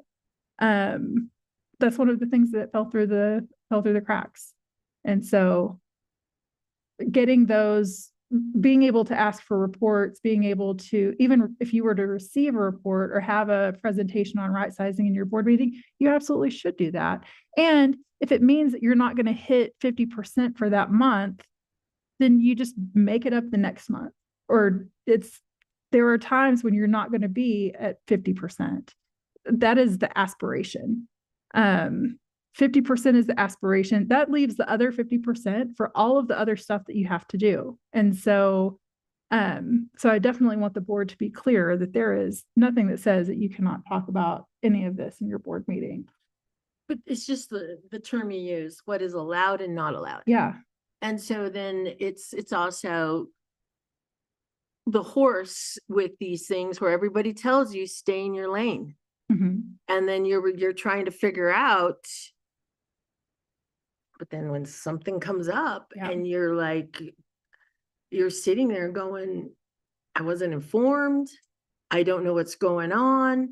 I'm caught and I don't know how to respond to community. Mhm. And then later on, you find out there were a lot of things that weren't done and the responsibilities fell on somebody else's hands. But it's also with board and our obligations as elected officials. It gets all tied in with SOFG, your responsibility, you're doing this, and then these things come up, stay in your lane, don't do this, don't do that, slap of the hand. Yeah. So inside the right sizing conversation, there are aspects of right sizing that are board work, and there are aspects of right sizing that is superintendent work. And so the board and where it really lies is expertise. The board and not individual board members, like you may, and actually I do have a board where there is someone who is literally he is a general contractor for a pretty large construction firm. Actually, I served on a board with someone who was a general contractor for like Texas's largest minority owned construction firm. Like you may have that expertise on your board, but that is not why you're elected to serve on the board. You're elected to govern, not to manage facilities. And that's not something that, that's not SOFG. That is state law, that's statute. The responsibilities and the authority of the board is actually very clearly lined out in state law. And I think that Courtney and I had this conversation like very, very early on when we started our engagement. And it was around policy development. The board, so I'm not going to rehash that policy that we're working on, but there is a difference. So state law will say like the board has a responsibility to manage the district's aspects assets and develop a budget. And like the way that state law is written very much sounds like the expectation is that board members go and do all of these things. But you're not literally on your campuses painting bathrooms or fixing toilets or hiring teachers or like that. All of those things are delegated to the superintendent. And so once something is delegated to the superintendent, the board then has a responsibility to say, all right, superintendent, this has been delegated to you. It is now your responsibility. And we're going to hold you accountable for whether or not it gets done.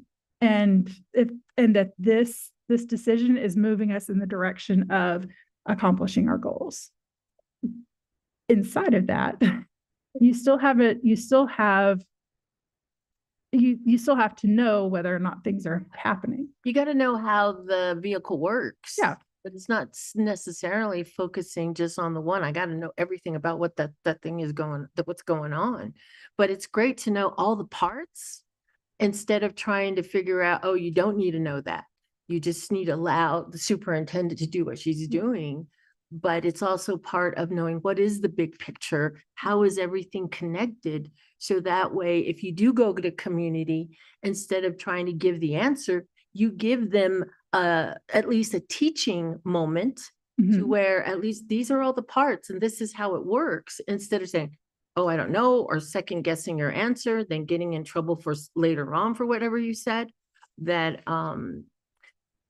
not knowing how these parts work is a detriment to also trust, is a detriment to also creating unity. It's one of these things that it's just like in special education. If I don't know a parent, they know their rights, but if they could just know that, they're going to figure out all the parts of the machine and how it works. Yeah. But if they need to get specific, then there's a way to get specific. Yeah. But it's just not saying you don't need to know that. Yeah. And so that's why the board writes policy. So there are 4 primary types of policy that the board develops. There is So your goals policy, which are literally your goals, your guardrails policy, which are literally your guardrails. And then, actually, am I pointing to the right things? Yes. Okay. Guardrails. And then you've got your governing policy, which we're going to be talking about later. And then your delegation policy, that's how you define. And in those policies, that is how the board, that is literally where the board says, this is how we're going to delegate. And you as a board need to agree on what level of information you need in from each of these pieces of delegation that you do. And so I think in some of your policies that I've seen, it'll say like the superintendent should provide a report on this annually or whenever. Sometimes it will actually provide that level of specificity. I am indifferent to what that level of specificity is. I would encourage that conversation to happen with your policy director and with each other. But you as a board need to come together and agree that this is how we're going to govern. And that literally is what policy is. Policy is an agreement of what it is, how you're going to govern, how you're going to delegate, and how you're going to receive information. And so all of these tools and resources that have been shared, the way that you evaluate and lay out your agenda for your board meetings. If we had more time today, I would take you through the process of actually like creating an ideal agenda, like throwing state law out the window, throwing out any kind of like past processes, past ideas, and just envisioning like, if I were to have my perfect meeting agenda, this is what it would look like. We don't have that time today, so we're not going to, but I would love to take y'all through that sometime if you would like to. So one, identifying what your meeting agendas are going to look like, how much time you're going to spend on the different items in your meetings. And then being clear about what you're going to spend your time on as a board. That's through your goals and your guardrails and obviously state law. With your committees. So how much time how are we going to authorize committees to utilize the board's time? And this is an important distinction because it is absolutely not, there is nothing in the committee diet process that says that the board should not have a committee. What we do encourage boards, if your intention is to be the most effective, creating the conditions to accomplish those goals, then you are going to be very clear about how committees operate and what happens in committees and what happens outside of committees. And so I know the policy committee has been like a frequent conversation. At no point have I ever said you have to get rid of your policy committee. I think that's actually been said a couple of times. That is, I was the chair of my own board's policy committee. I'm not gonna say that. But the board does need to be clear about what the committee's purpose is, what deliverables committees are there to produce for the board. And then they need to have, so ideally, they'll have a starting point. So this is when the committee begins, and then a stopping point. This is when the committee ends. And be clear about what happens after the committee ends. So the committee will report to the board, will provide a closing report on the board and those final deliverables. What happens if those final deliverables aren't completed at the end? Does the board give them more time? Does the board say, okay, thank you for your service. Now we're going to appoint a different set of board members to go and complete the work? You as a board have to decide what that looks like, but I do encourage you all to be clear about what that is, because it's inside of that like ambiguity where that's where the lack of trust starts to get sown. Yeah, because it becomes this. Yeah. And then it's the lack of communication in trying to really understand this work is occurring and it is a different type of work. Yeah. And that we have challenges, But I think sometimes that dialogue is never connected. Yeah. And so we just continually stick to the guideline, the deadlines, Yeah. without even asking, are we ready to meet that? If not, let's see what we can do to extend that. Can we do that? But then many times the conversation, because we are this small group, doesn't stay within the committee. Mhm. Then it starts to be whispered around. Oh, that committee didn't do their work. Oh, they didn't meet expectations. Oh, they needed more time, but they never had outcomes. When really there was no dialogue with that committee. And then it stays this way. And so when we're only looking at expectations and outcomes, we're forgetting what is the process in getting there and what are some of the challenges that we have to incur. And this is why it's really important and why I do encourage you as a board to be clear about those expectations up front. Because if you're clear about those expectations up front, then if you know exactly we're going to start on this date and end on this date, then this is the time frame that we have. And then the committee can sit down and say, this is the timeline that we have to complete our work. So we need to do this, and this by this date. And if you can't, there should be dialogue. Yes. And I think, your board you all need to decide what that looks like. And so, and that's where, I'll call on you in just a second. So that's where, the recommendation for committee. So most effective boards don't have these long-standing committees. But especially, so the policy committee is one that is always, like every single district, there is discussion. Like some boards absolutely do not want to have a policy committee because policy is the main job of the board. Like the board develops policy. And so delegating it to a committee frequently can be seen as the board kind of just handing over ownership of that work and taking like the most important thing out of the hands of the full board. And then when it comes back, it goes on the consent agenda and it's just, it can get very complicated. But those are boards that have really good processes in place around that.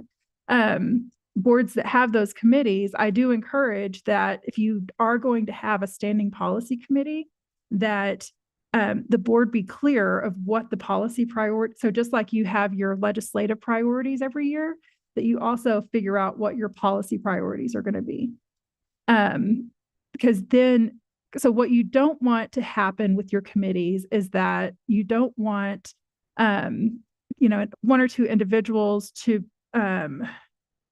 take up a huge amount of time for the board on things that are like personal agendas and just personal things.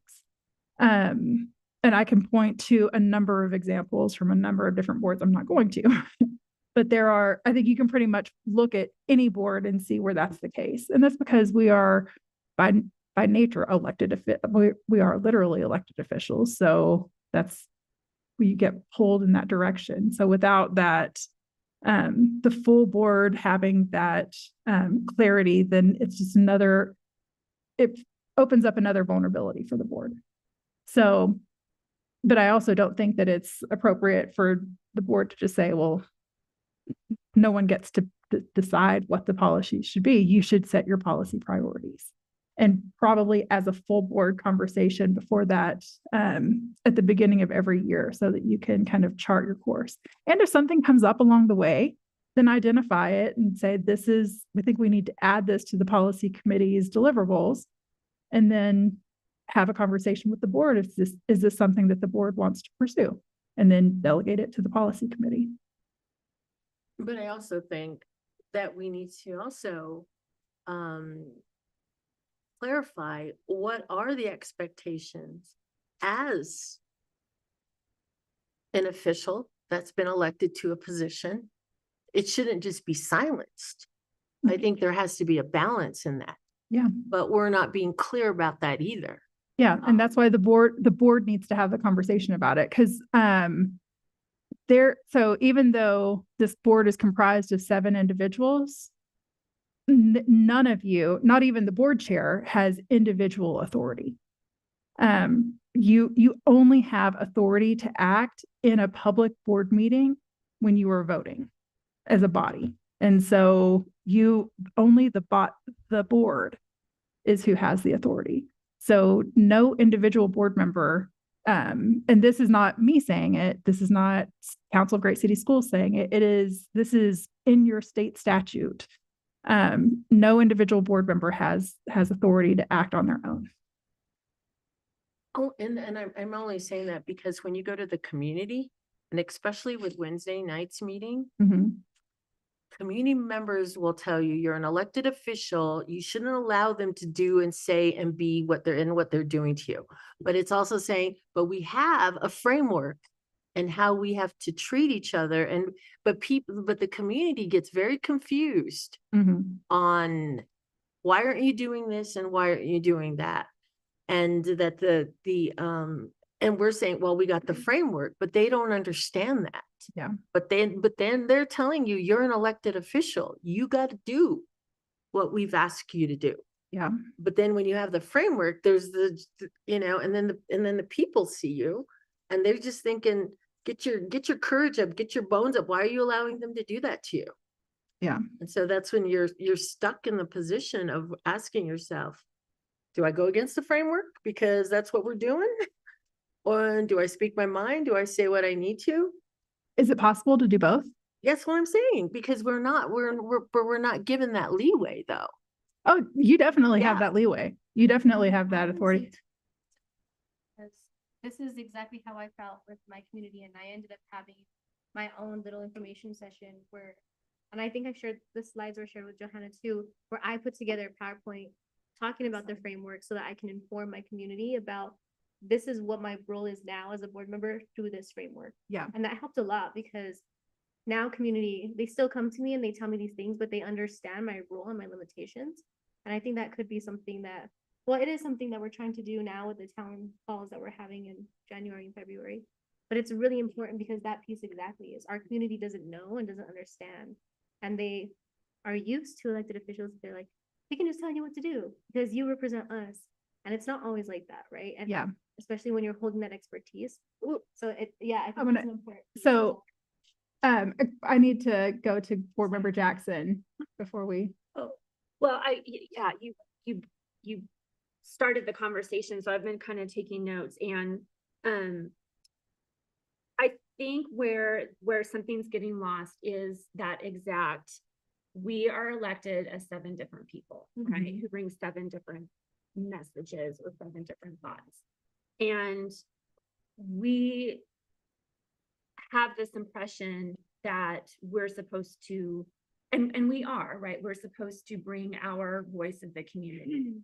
Where I think the connection is getting lost is, if we're supposed to be the voice of the community, which we absolutely are, how does that influence the outcome of the goals and the guardrails and the superintendent's actions? How do we do that? And so I think what, especially Janelle and I, having worked through the governance manual, one thing that you'll see as we come to that is that we're trying to increase the communication, I don't want to say requirements, but maybe expectations that we as board members have of each other, of communicating back to each other what we are hearing from the community.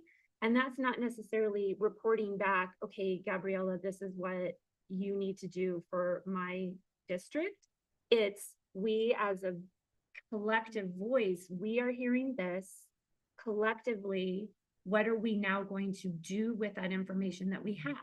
Does it affect the goals, or is this just a collective set of information that might be helpful to the superintendent, or is it something that the board has to act on? So hopefully, as we get to that section of the governance manual, you can maybe see how we're attempting to influence that. But what I've always kind of realized is, and it speaks to the policy governance versus student outcomes focused governance. Policy governance is 7 different people trying to create 7 different policies based on their 7 different districts and then hoping that one of us wins out. And that creates chaos within the school district. Student outcomes focused governance is the 7 of us collectively are working on that and that. And the way that we influence that is collectively bringing the voice of the community to the table. Because the community knows this and this is their voice. Yeah. And they are, and they know when we don't hear and listen, they're also telling you, you're not listening to your own goals. You're not doing what you said you were gonna do. And then you're stuck there because you're trying to do what you need to. Sorry, can I say one last thing? Yep. That community training aspect is so critical. It's so critical, and it is like what we've talked about is looking forward from like the community engagement committee aspect. That is why we brought forth maybe more community engagement expectations, because not only do we need to receive the information, we also need to give the information, and it is that training of. And it's hard, it creates tension. Like, I totally get it. I have stood in front of people really upset that I am not doing what they want me to do. But it's a hard conversation, but it's critical to us collectively being able to move the district forward. Yeah. And so I think on I don't have a poll up in front of me. I think on our implementation timeline, we have a community engagement retreat scheduled in January. Or we've got an idea for it in January, maybe February, somewhere. I think it was before the end of, it's before the end of February, because it's before the end of our PSA with the council. And so we will go really deep into this concept at that time. Oh, hi, board member Dominguez. How are you? I'm good, thank you. Been a rich conversation. It's good to see you. I'm sorry that I didn't notice that you had joined us already. Do you have anything that you'd like to add? I do. I just have an observation about community engagement to piggyback off of both board member Ronaldo Tomorito and Courtney Jackson's comments and observations. You know, what's come to the fore for me is that we have 2 issues, which are national issues, frankly, that the community is pointing to. And that one is capital outlay, building conditions don't make for optimal learning conditions. And we get that not only from staff, but also from a teaching and learning standpoint, but we also get that from parents for the same reason. And so that's the challenge, right? We talk about student outcomes, but we're not addressing some key details that impact student outcomes. And the other, it's then right sizing and repurposing, which is not going to go away. And so that was a big topic, you know, the community is pointing to Guardrail 4, and they don't, what's not listed up there are the interims. So they don't know that that we have very narrowly defined how we interpret that guardrail, or how the administration is interpreting that guardrail. And so I think these 2 issues are what the community is bringing up. Um,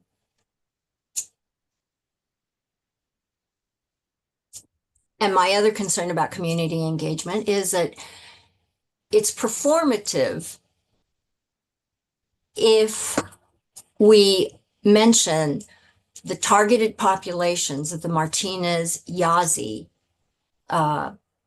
groups that we mention in goals 1 and 2.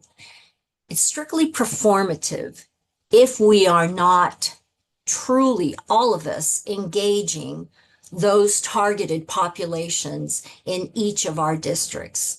And I'm not saying that it's only those groups, because I think it's an opportunity to expand out of those groups and inform the Greater Chamber of Commerce, the Greater Albuquerque Chamber of Commerce, the Native American Chamber of Commerce, the Hispanic Chamber of Commerce, right? I mean, all these other groups need to understand what these two goals mean and how to bridge the disconnect right now between those targeted populations and the greater community. So I just felt like I needed to share those observations. Thank you, Board Member Dominguez. And so because community engagement is not so it's not really what we're talking about today. Like I want to be careful about about going too deep into the community engagement conversation, because we do have a separate retreat specifically for this, but I do want to acknowledge what has been said.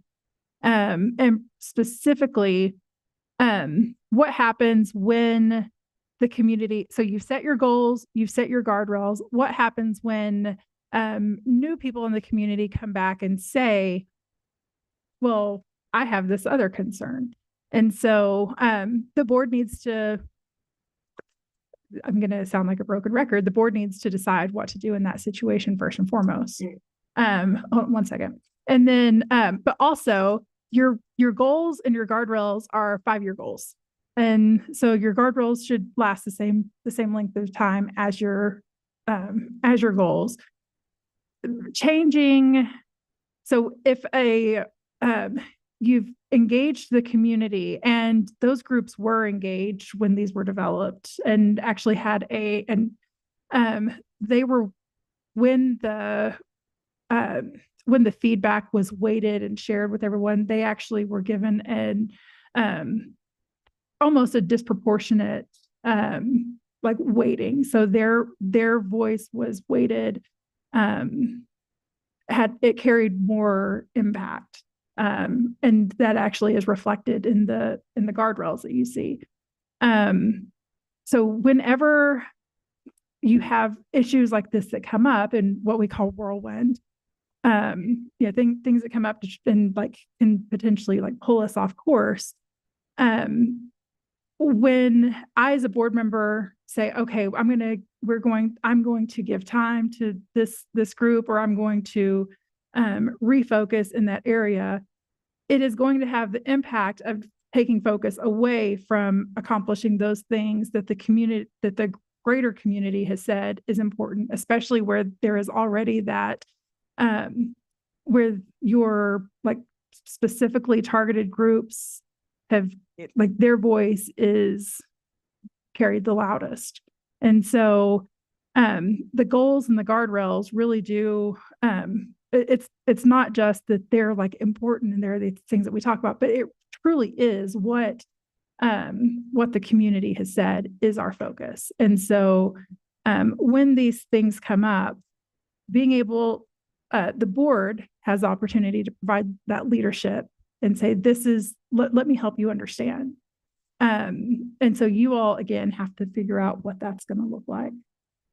I know that a couple of people have raised their hands. I do want to get us back on track with the main conversation, because I know that we are really running down on time. So is there anything else? So I want to reserve the remainder of community engagement discussion for our next retreat.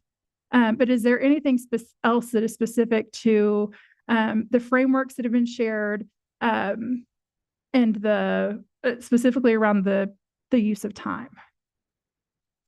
May I, real quick? Yeah. It's been brought up that there are deadlines for deliverables and sometimes they can't be met. And I understand that. We're all human beings. We have very busy lives. But I think that we really need to take personal accountability here and be honest with ourselves and say, you know, we can delay to clarify. If we don't get that clarification, we're still on the hook to provide. And we do it based on our understanding. And if it's incorrect, then we can say, this is who we reach out to. This is what we tried to find out. This is what I produced based on the information I was given or not given. That's totally valid. Same thing about delaying to prevent is depending on what the prevention is for. I want to hear more people talk about this. I want to get more information. That's fine. Delaying to prevent to ultimately sabotage, that's not okay. So I think we need to be real honest with what it is we're asking for when it comes to a deadline that we can meet or not meet. Yeah. Absolutely. Yes. And what I was going to bring up is just to throw on the topic of community engagement. How do you start rebuilding trust? And so I'm just throwing that out there for January. Yep. And then the other thing is with what we're discussing is Wednesday. Before Wednesday, I had a different outlook when I read this information. After Wednesday, this information was just more a facade for me because of the feelings I was going through. And looking at all the documents, I was just like, where's our truth in all of this? Are we just using this to hide that and not be real about what's going on? Are we just putting a Band-Aid over whatever we feel we need to put a Band-Aid over? What do you mean?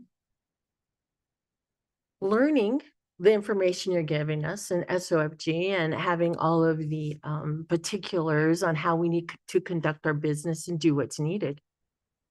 Based on Wednesday's meeting, because of the distrust, I read it and I'm like, this isn't true.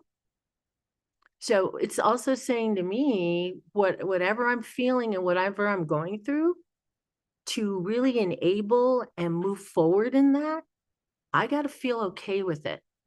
But if I'm not feeling okay because of what happened on Wednesday and based on it being our framework and based on it leading us into whatever needs to happen, when life hits you and when you're sitting at a board meeting and you're seeing all of this play forward, you're also seeing the lies.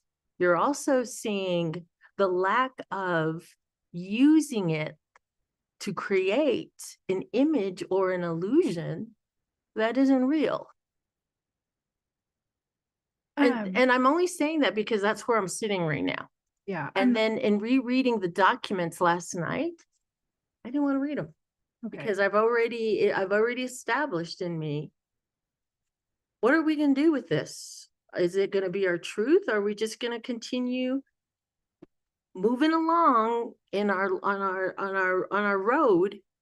That are we going to really be serious about adult behaviors?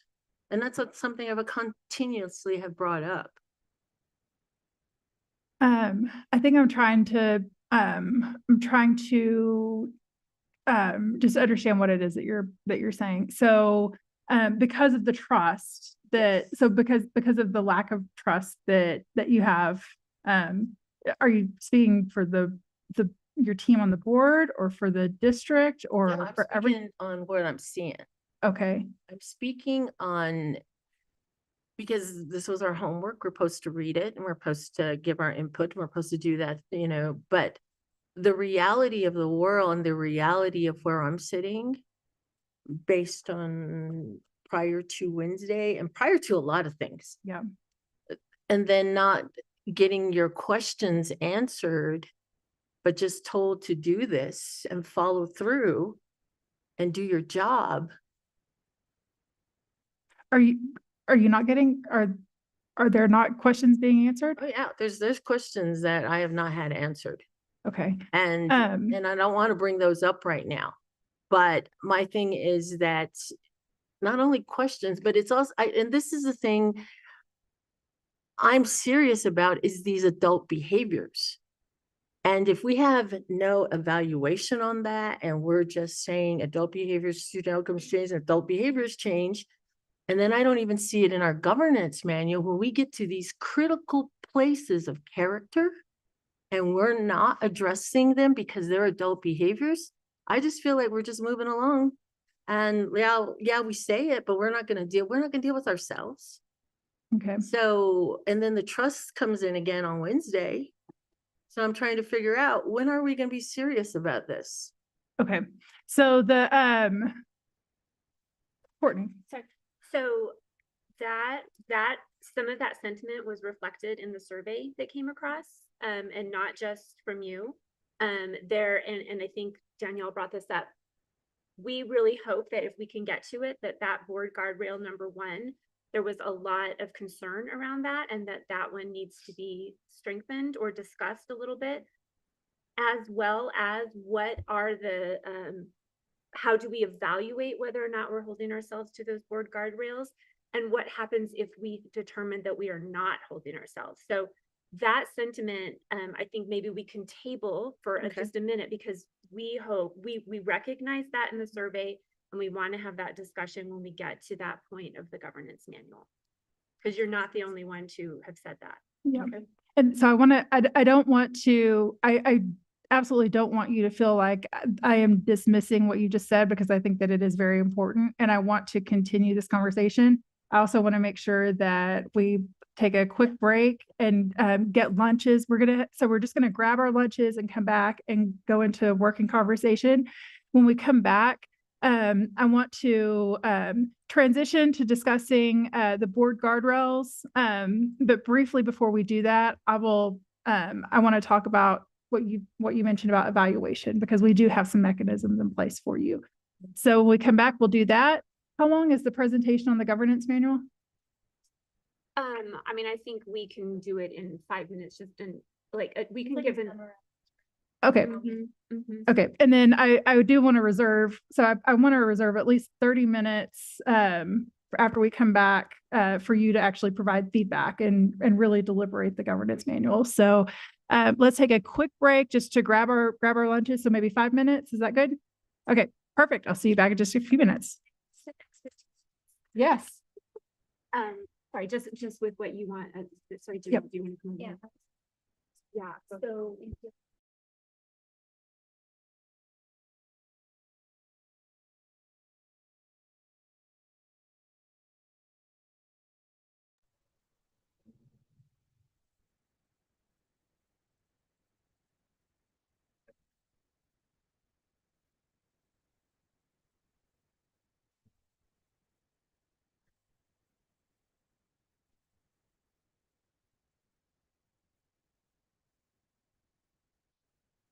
Serious.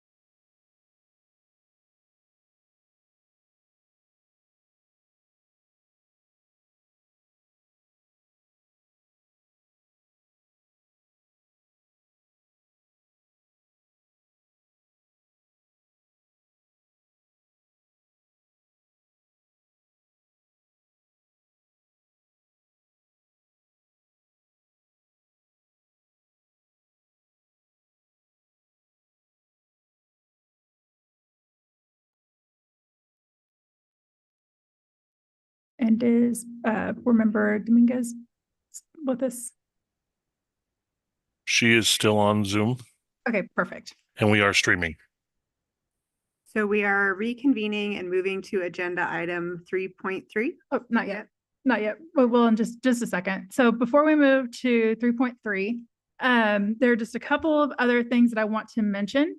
And so Board Member Tomer Burrito brought up a very important point that I want to just name.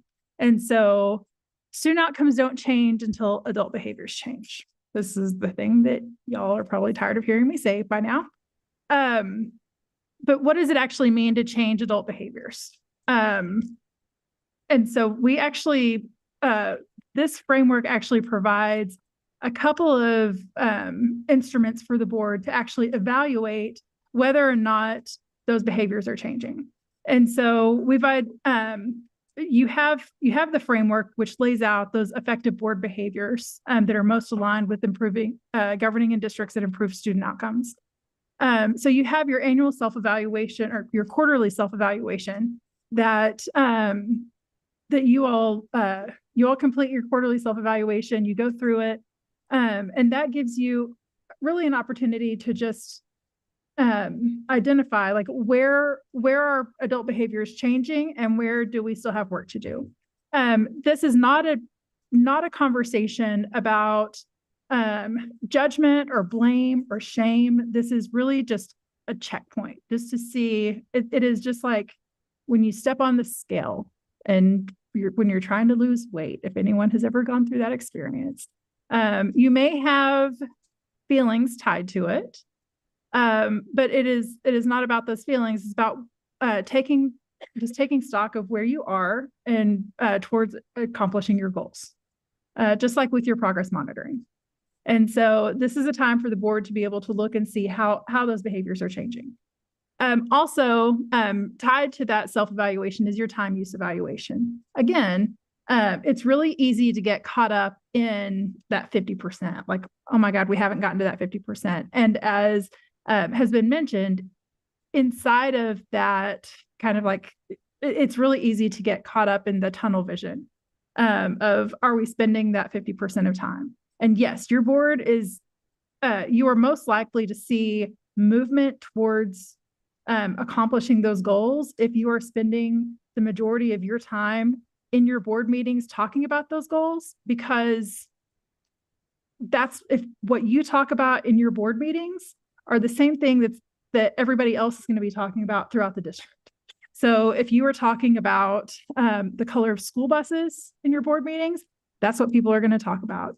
If you're spending the majority of your time talking about teacher evaluations or talking about the budget or talking about any number of other like very important things that happen in this district, not suggesting at all that those things are not important, but if that's what you're spending the majority of your time on, then that's what the district is going to spend the majority of its time on.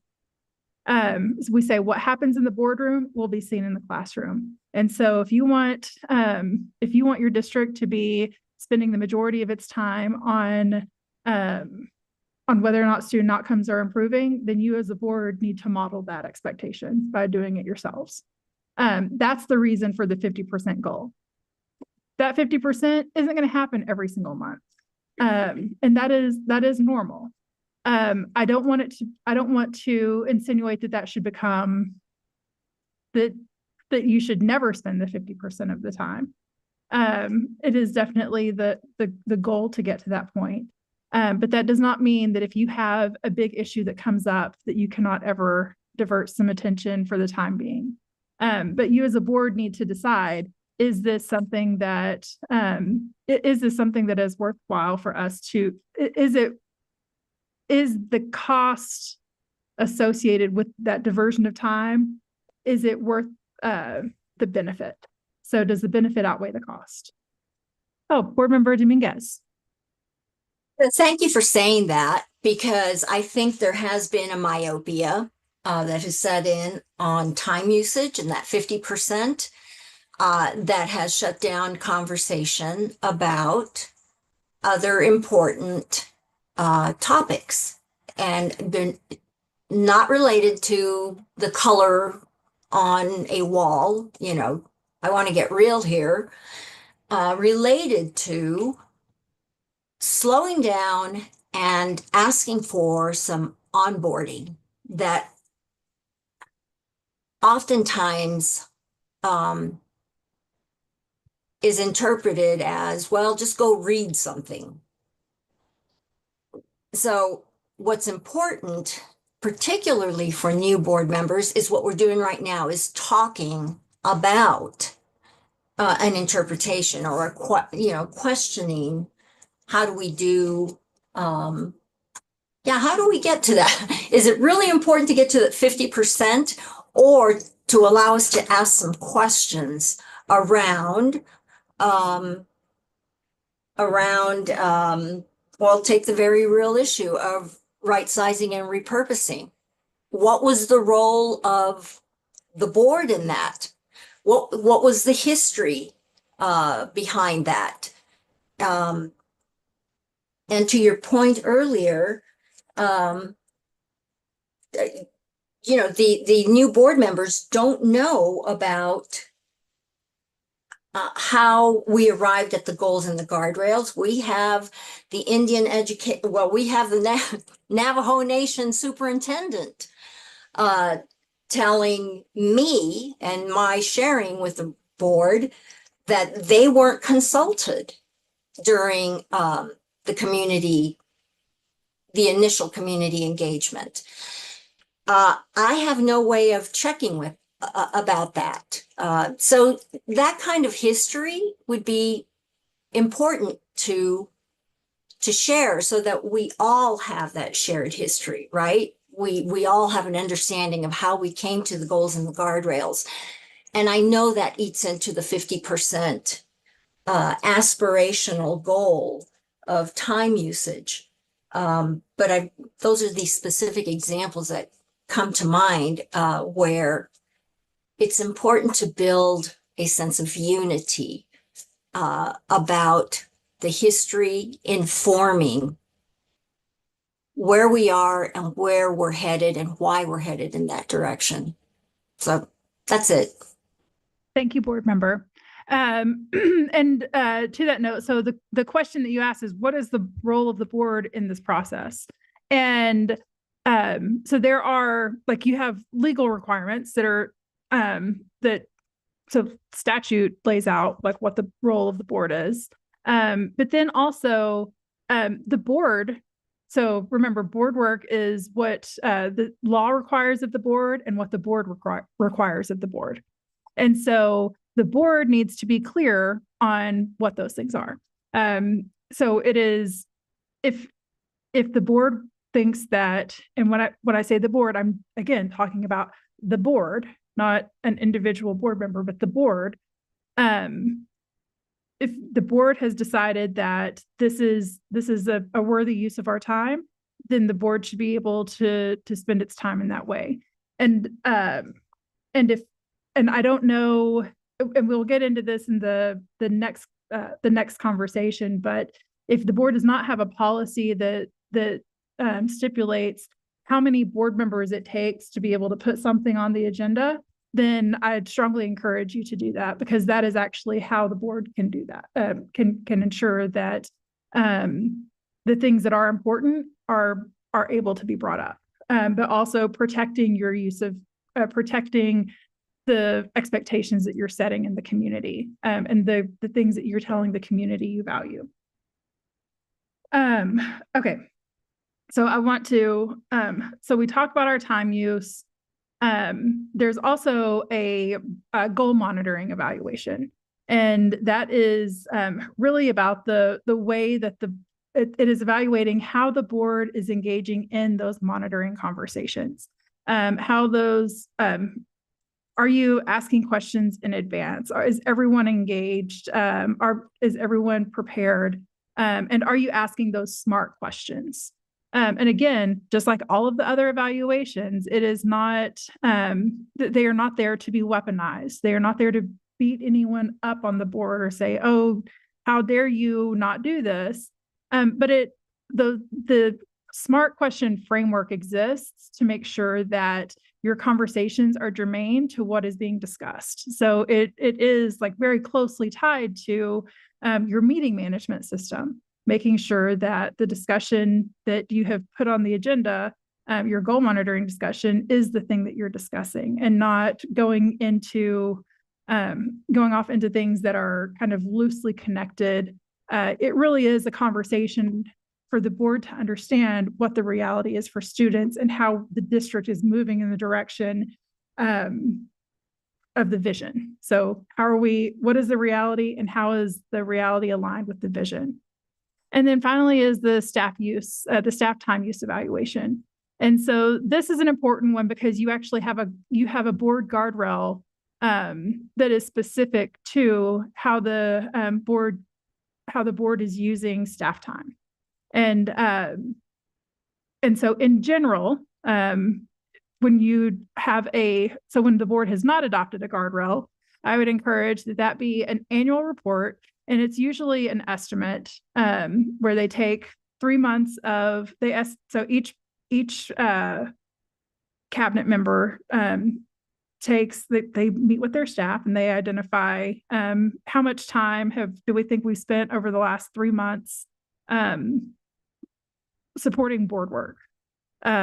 So meetings with the board, that's one-on-one meetings, work session meetings, study groups, like any kind of use of staff time, responding to questions, everything, and identifying what time preparing for board meetings, attending board meetings, debriefing board meetings, and then everything else.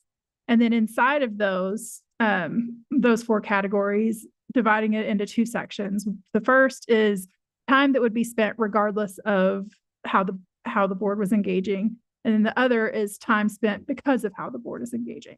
So if you're responding to board questions, and that's time spent because of the board. And if it's, Dr. Albright and Mr. Gonzalez, preparing the boardroom for the board meeting, that they're going to be doing that regardless. So dividing it up in that way, again, is not there to be weaponized. It is not there to say, and it's not done by individual board member either. Now, because you have a guardrail that is specific to how the board's time is used, then you as a board can figure out if this is a resource that you want to use to know whether or not that board guardrail is being honored. I just don't think she's got her hand. Oh. Okay. Board Member Dominguez, did you have a question, or is your hand still up from earlier? You're good. Just making sure. Okay. And so with that, I am now going to transition, or I'm going to go back to President Gonzalez to transition us to the next agenda item. Thank you. We will now transition to the next agenda item, which is 3.3, the governance manual presentation and discussion.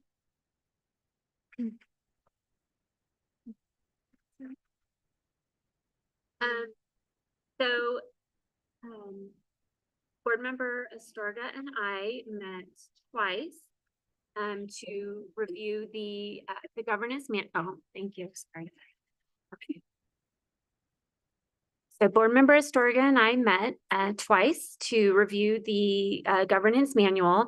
The process that we took to do that was she and I had access to the survey that the board members provided, and individually and then collectively we reviewed the survey to kind of determine what some of the themes were that were coming through in that survey, where there were maybe questions, and then where there were things that board members agreed upon to either be deleted or revised. So using that information, we took, and I want to be very clear about this, we took the governance manual that we have currently, nothing that has any of the potential amendments, nothing that has not fully been voted on by the board. So we reviewed the governance manual that we had that has been collectively agreed upon by the board. We either inserted or deleted certain points based on what we reviewed from the survey. And any of the other potential edits or changes, like, you know, from Wednesday when we delayed that discussion, those, and I think Christy's gonna throw it up here in a minute, when we review the governance manual, those will be in a different color. The reason that we felt it was important to only edit the document that we had in front of us was because there is a potential, I'm not saying it's there, but there's a potential that some of the sentiments that came back from the full board might be in conflict with some of the potential changes coming through on the policy side. So I'm not saying there is, I just wanted to make sure that those were in different colors so that we could make sure that we reviewed, make sure that there was alignment and symmetry between that. So when that gets thrown up, you'll see the changes. Anything you want to add about the overall process? I think just something to, like, some background that helped me when we were going through this is reminding myself that this governance manual is a guide for the board and how we hold ourselves accountable. So it's not something where we're putting in there how we're going to govern the district or how we're going to move upon the district, but how we're holding ourselves accountable to our guardrails, our goals and our guardrails for the district too. But I think that's important because some of the feedback that we got on the survey had a lot to do with things that we can discuss, but might not be implemented in the manual because this is just for the board accountability. So, and we'll go through that as we talk about some of those changes because we think it's important to bring up, but just some of that background. Christy, I'm not seeing the tracked change. We're having technical difficulties. Okay. Does anybody have that documented in a PDF or anything that you could send to us? Because I'd really love to have it. Sent to you by email this morning as a Google Doc. Right, I know, but it doesn't have the track changes in it. Yeah, So I sent this morning to my. I think once you change it to view only, it doesn't allow us to see the track changes because I couldn't see those either. they're not in there. Yeah. So maybe Christy, when you resend it, can you just send it with everybody as an editor so that everybody can see the changes? Okay. Did you get it, Josie? I think she's resending everything Oh, because okay. Yes, I did get it without track changes. Christy, bless her heart, has sent it twice and the track changes aren't showing up either time.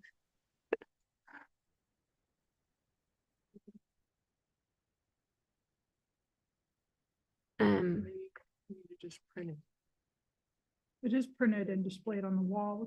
Yeah, it is on the wall. So, Can't you just, how many pages are just print it?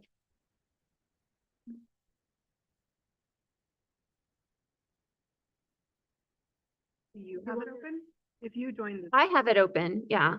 Do you want to just hit you want to put my, you need to join the Zoom and then share screen. And then you have to mute your mic, so there's not. the document though that I have doesn't have the 4i 4K. I only have the document that Janelle and I worked on. So, Let's try again. okay, cool.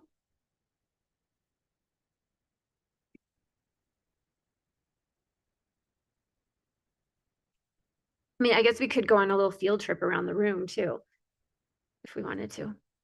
This doesn't work.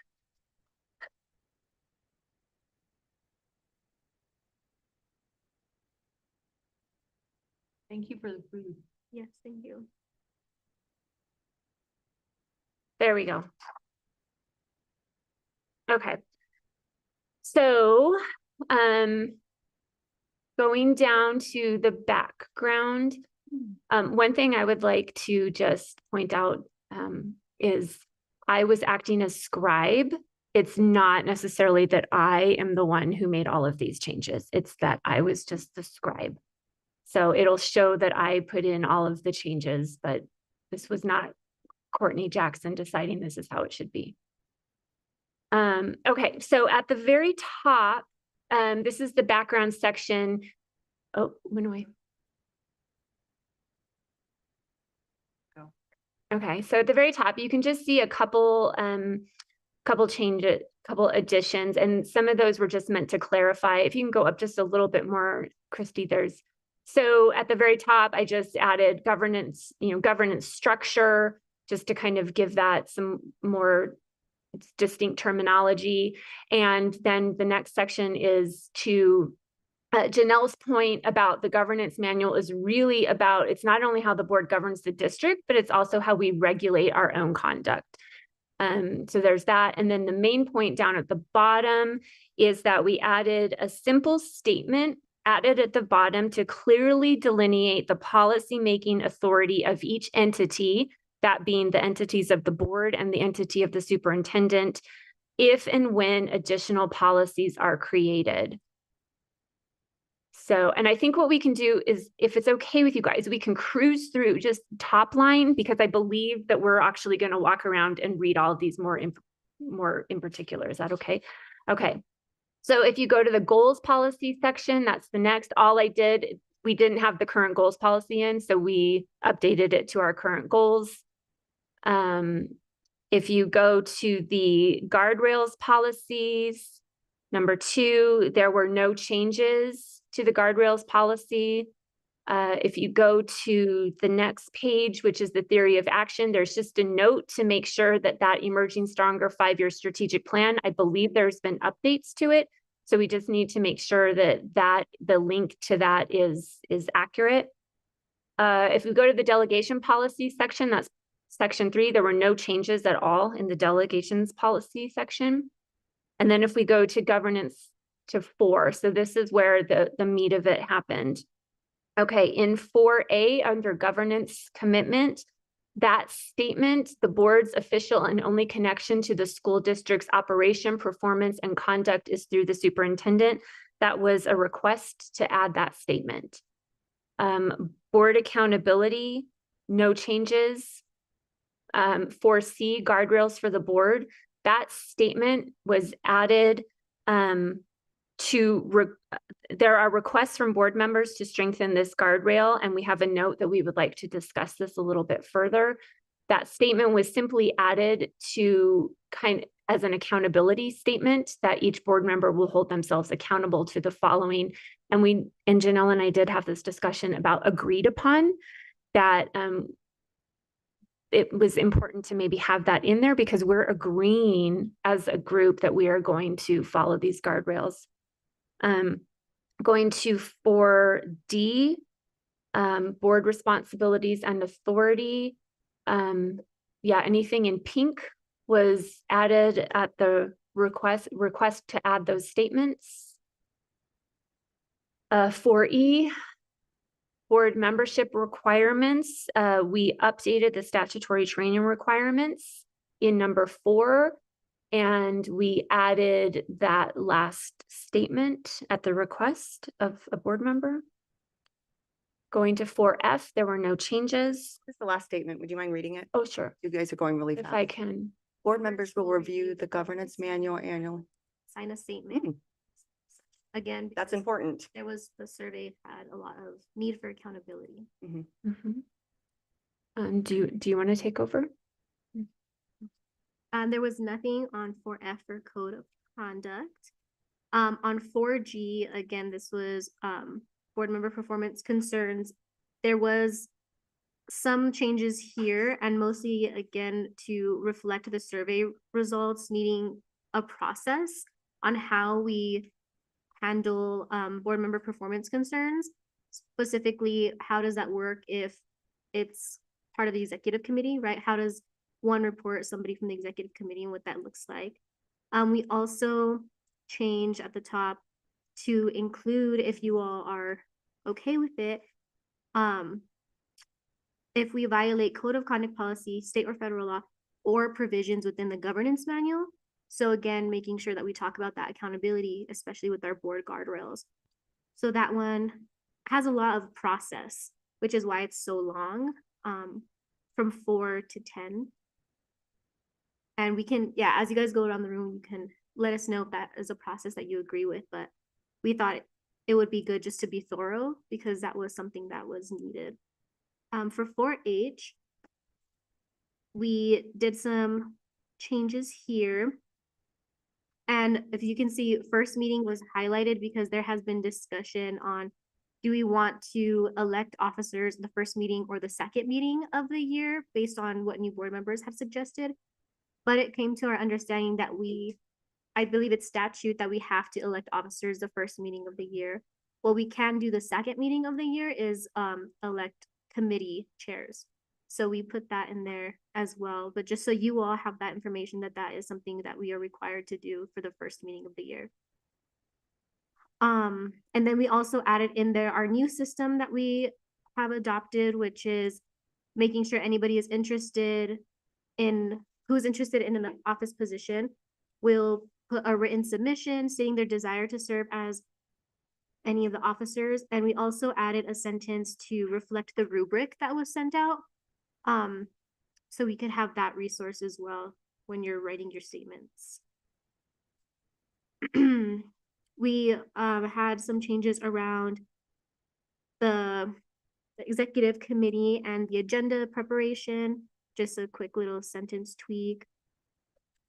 There are other amendments to the president's role and also the secretary role. And that was the secretary role I could speak on because that is something that board services is now doing. So I will no longer facilitate, or the secretary will no longer facilitate recognitions. That's the board services. And that's what we're doing before the board meeting. So like employee of the month, things like that. For I, there was some changes at the bottom around the committees. So this is something that was also requested, talking about deadlines. And I know board member Benavides, you also had brought this up and what we should do if deadlines are not met. So if you can't read that, B says, task force made up of board members and or community members brought together to accomplish a specific objective with the expectation that the group will disband when the objective has been completed or the deadline has been reached. Each committee or task force will have a chair who is responsible for providing regular updates on progress. And committees that fail to provide their deliverable back to the full board by the due date will be disbanded, and the board president may create a new committee to accomplish that deliverable. Whoever chaired the failed committee should not be placed on any replacement committee. And one thing to point out, so the stuff that's in pink is the work of the ad hoc committee. The stuff that's in purple is the potential edits from the policy committee. Yes, there's a phone in the Board policy scope and development, we added a sentence there. The board should adopt and maintain a manageable number of policies so that the full board can review each policy at least once during every 4-year board member term, which is something that we also discussed earlier today, that Ashley had brought up, just so we have that in writing. And then we don't have anything else until 4K, which is the board president will ensure that meeting agenda items include only that according to board policy, only issues, that according to board policy are within the board's authority to decide or monitor. So going back to agenda setting, right, and what should be on agenda items, should be an agenda item, goes back to the issues that the board has control over. So that's one thing. And then again, we don't have anything all the way until 4O, which we didn't have any changes for public participation at board meetings, but we did want to discuss some of this because there was some survey results regarding public forum and if we would like to change the sequence of how public forum members come to the podium. So our understanding under the NMSBA rules is that we do have to have public forum, but it's up to the authority of the board to decide how we want to do that, right? So we can do it in any way.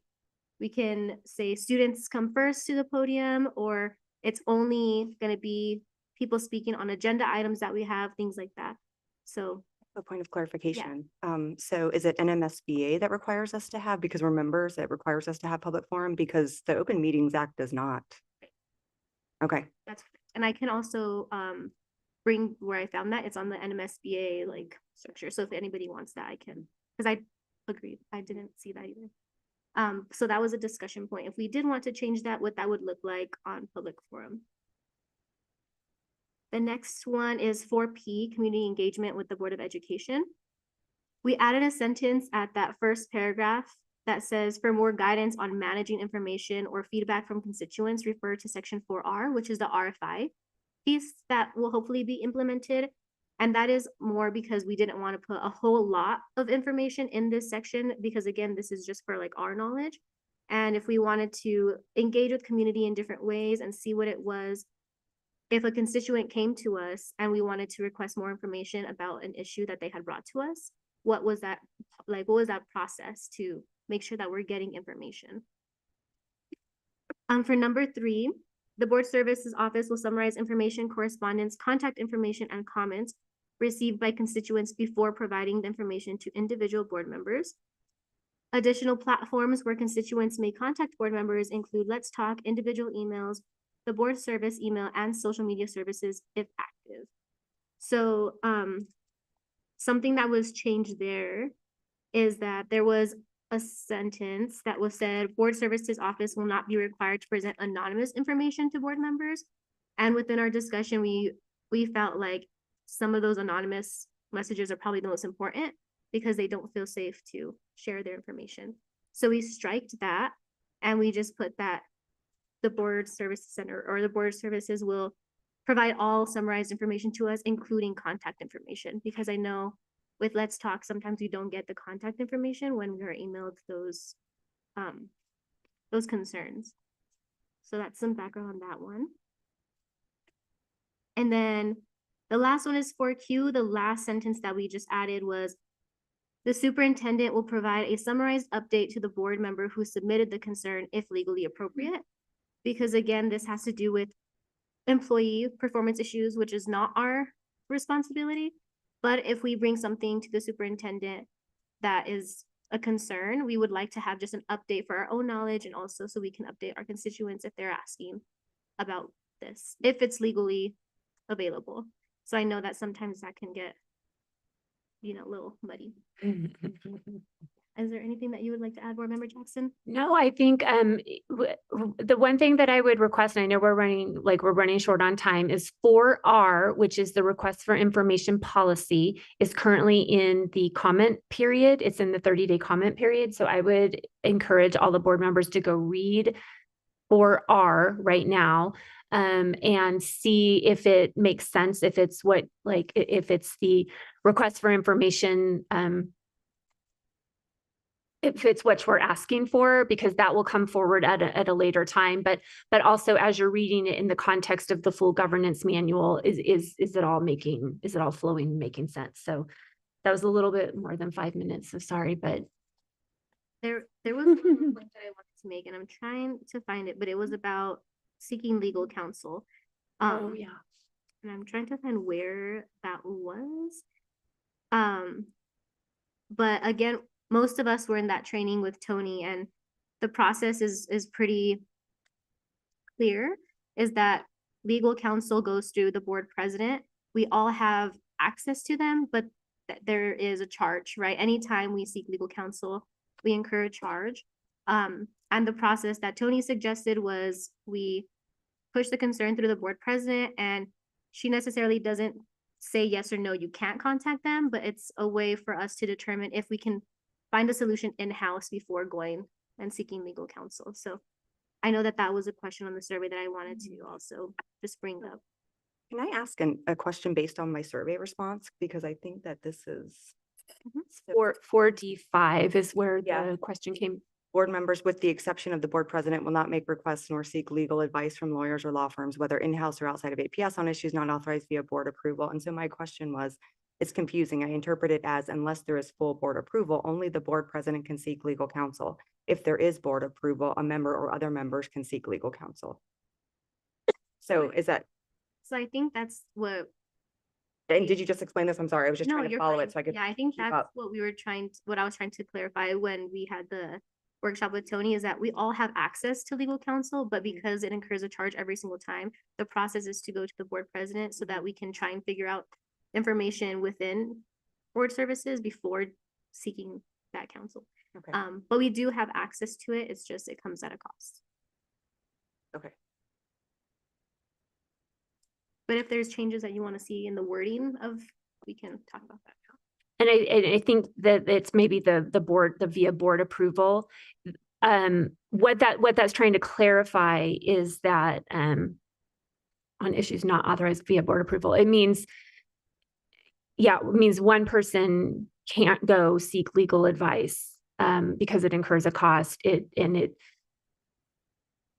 Well, if online, I understand that, but Yeah. I guess, I'm sorry, I'm being super technical. Maybe we can discuss this at another time, but if there was something that I wanted to talk to the attorney about, and I know I can't do it, you know, I shouldn't do it, I should go to the president.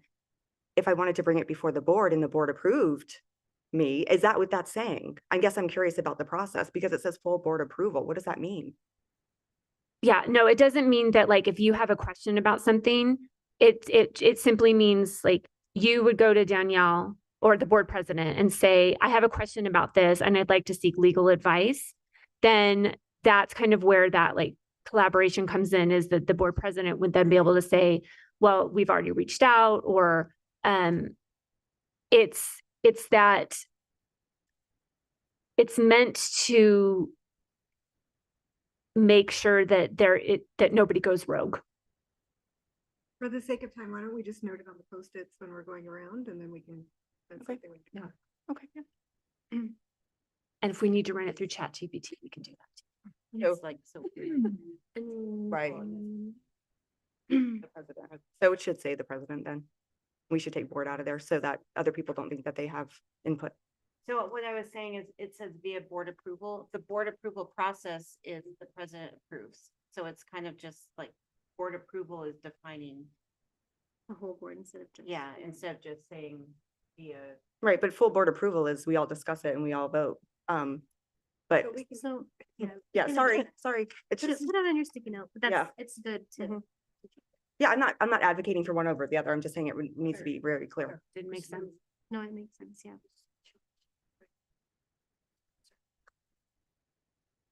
So the code of conduct, that was like that huge pink section where we outline a process. Okay, I'll read it. I'll read Yeah. that. And then I can have my question. Yeah. Yes.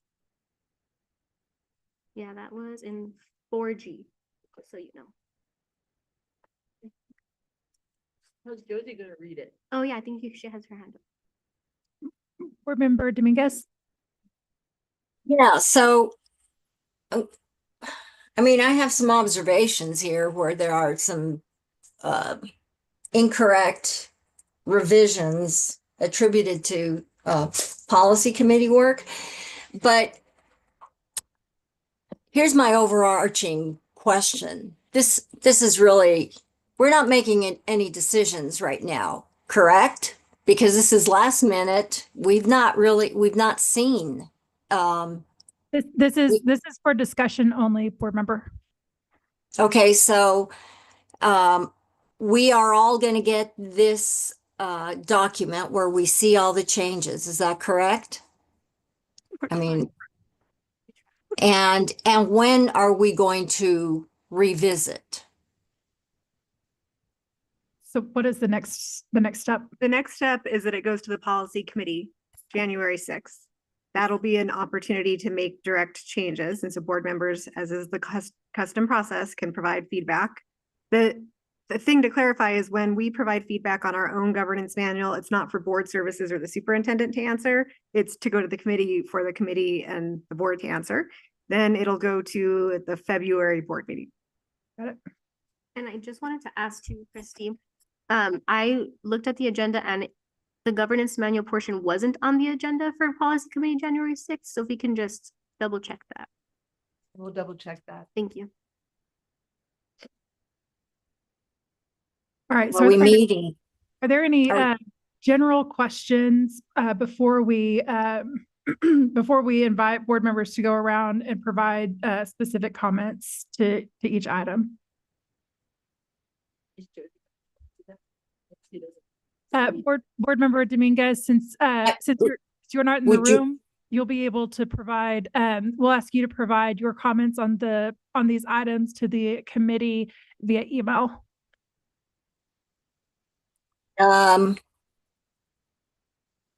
Okay. So I'm happy to do that. Is there a deadline? Because I'm busy. And so I hope the deadline does not, what's a deadline? That's a simple question. They're discussing right now, board member. And please make the deadline. This is my only request. I want, time for thoughtful review of all this. Yes, ma'am. They're looking at their calendars right now to identify a deadline. So we are proposing a deadline of January 2nd to have all of the comments in. And so then the ad hoc committee can meet on January 3rd to review everything. Yes, Christy? And that would be fine. It would just mean that the document would not be able to be part of the legal posting, which needs to happen on January 3rd. On January 3rd. By 5 on January 3rd? Correct. So maybe we can meet on January 3rd? So if we meet in the morning of January 3rd? I'm sorry, I misspoke. That posting will need to be Thursday Oh. by 5 because it's a Monday. Oh, because it's a Monday meeting. It's holiday. Okay. So by So we can do January 2nd due date by noon, and then me and you could meet after then. So that at least we have it by 5, or I don't know if that's too short. It's too quickly.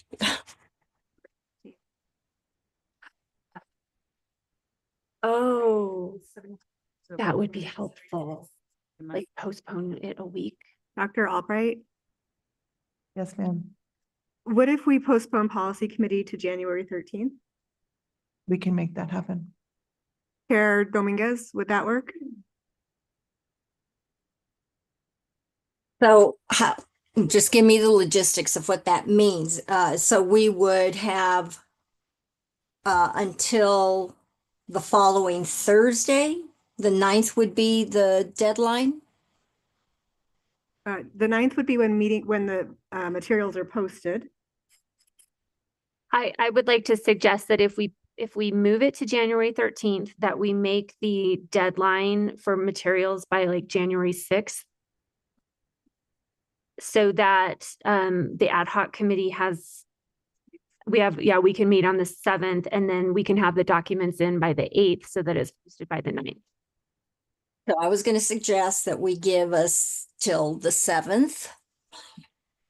I think would still give the ad hoc committee time on the 8th, right?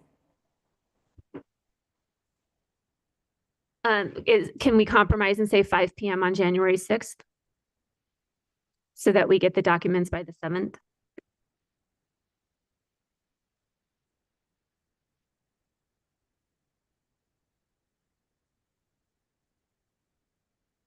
I'd like to hear from other members.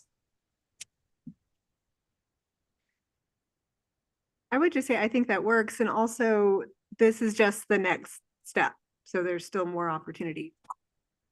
Edit.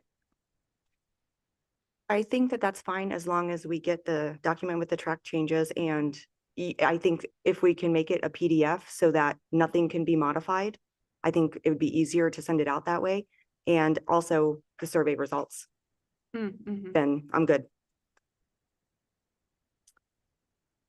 And board member Dominguez, since you're not in the room and you won't be able to see the feedback that, so one of the benefits of doing the feedback charrette, like the board is about to engage in here, is that they can see the things that other people are commenting as they're writing out notes. So so that you have the same benefit of being able to read what everyone else has said. I'll make sure that we take pictures of the postings and send them to you so that you have that benefit as well. Thank you. So I'd like to hear from others about the January, what is it, 6th deadline at 5 p.m. Is that correct? So is there anyone that does not agree to that deadline? Oh, I'm fine with it.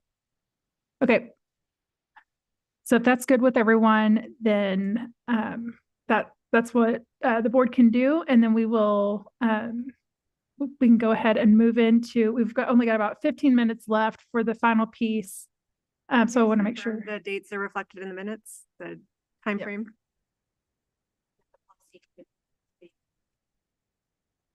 We captured that. I'm sorry. I just want to make sure that we've captured in the minutes the time frame and deadlines that we just agreed to and the movement of the policy committee to the 13th. It has been done. And that you're gonna send the PDF and the survey, Yes. right?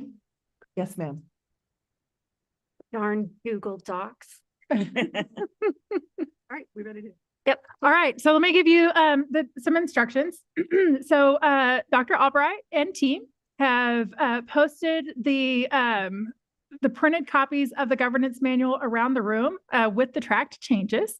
And so I'm going to give everyone a sticky pad so that you can go around and as you see something that you have comment, ask you to write it down on the sticky pad and then stick it to the paper. And then we will record everything and take those and share the feedback with the committee. And I'll take pictures with you. so we will, we'll take about 15 minutes to do this. We'll come back at 11:59 and close this out. All right. To clarify that board services will take photos because we need to provide to Crystal and Josefina. Oh, thank you. Correct, will do. Oh, sorry. Here you go. Green. Actually, just. And if we don't have I did. time, can we still respond? Of course. We have to listen. Oh, yeah. Everybody will be able to share additional. Did you hear that, Josefina? You have till January 6th You at 5 have p.m. January 6th to reply. Right. Yeah, whatever's on the wall. To respond to whatever on the wall? Yeah. We'll just It, share with everyone. It's the comments that Heather requested for of the feedback from the board on the changes they wanted. She What wants- you're doing now? Is No, that correct? Everything. this is that what you were asking? Oh, no, I'm sorry, Oh. Ronaldo, no. We all took the survey about the governance model after we went through it and, asked our questions and things we thought needed to be changed. I would like to see those results. Is that what- Okay. The changes that we just showed. Oh, okay. Oh. Right with the other. proposal. You've got 13 minutes. I don't know if I have much since I worked on it. Wonder what did I want to see? The, I think it was the. Performance, yeah, performance. Code of conduct, I wanted to see. Gabriella, do you have any interest in doing this?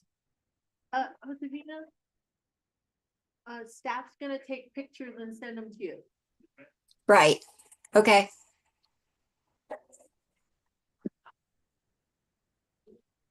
You have one that's safe, so I can do what I have to do.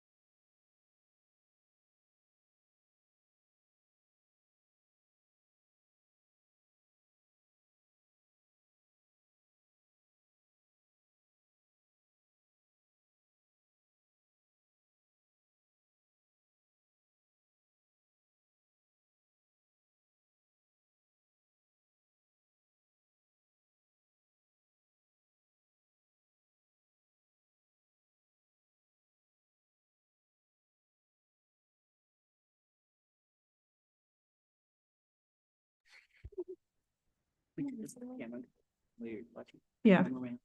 We are live. Thank you. So, thank you so much. We will leave this, these posted for a little bit so that, board members can go up and if you have any additional thoughts that you'd like to, just put up before you leave today, you'll have the opportunity to do that. Staff's also said that they will share, they'll take the pictures and share them out with everyone so that if anyone has any additional thoughts that you'd like to email in to the group, then you can do that as well. Who should they direct that feedback to? Would it be the committee or would it be board services? The committee through board services. The committee through board services. Okay. That sounds great. So are there any questions about this process before we close out? All right. I appreciate your engagement this morning and showing up and leaning into these conversations. It has been a pleasure to be here with you all and to move us into this, just moving this board forward and starting to talk about the concepts that we've discussed today. With that, I will turn it back to Board Chair Gonzalez to close us out. Thank you, Ms. Paz. Our next Board of Education meeting is Wednesday, January 15th at 5 p.m. Special Board of Education meeting Wednesday, January 8th. And with that, this meeting is adjourned. Oh, my chair.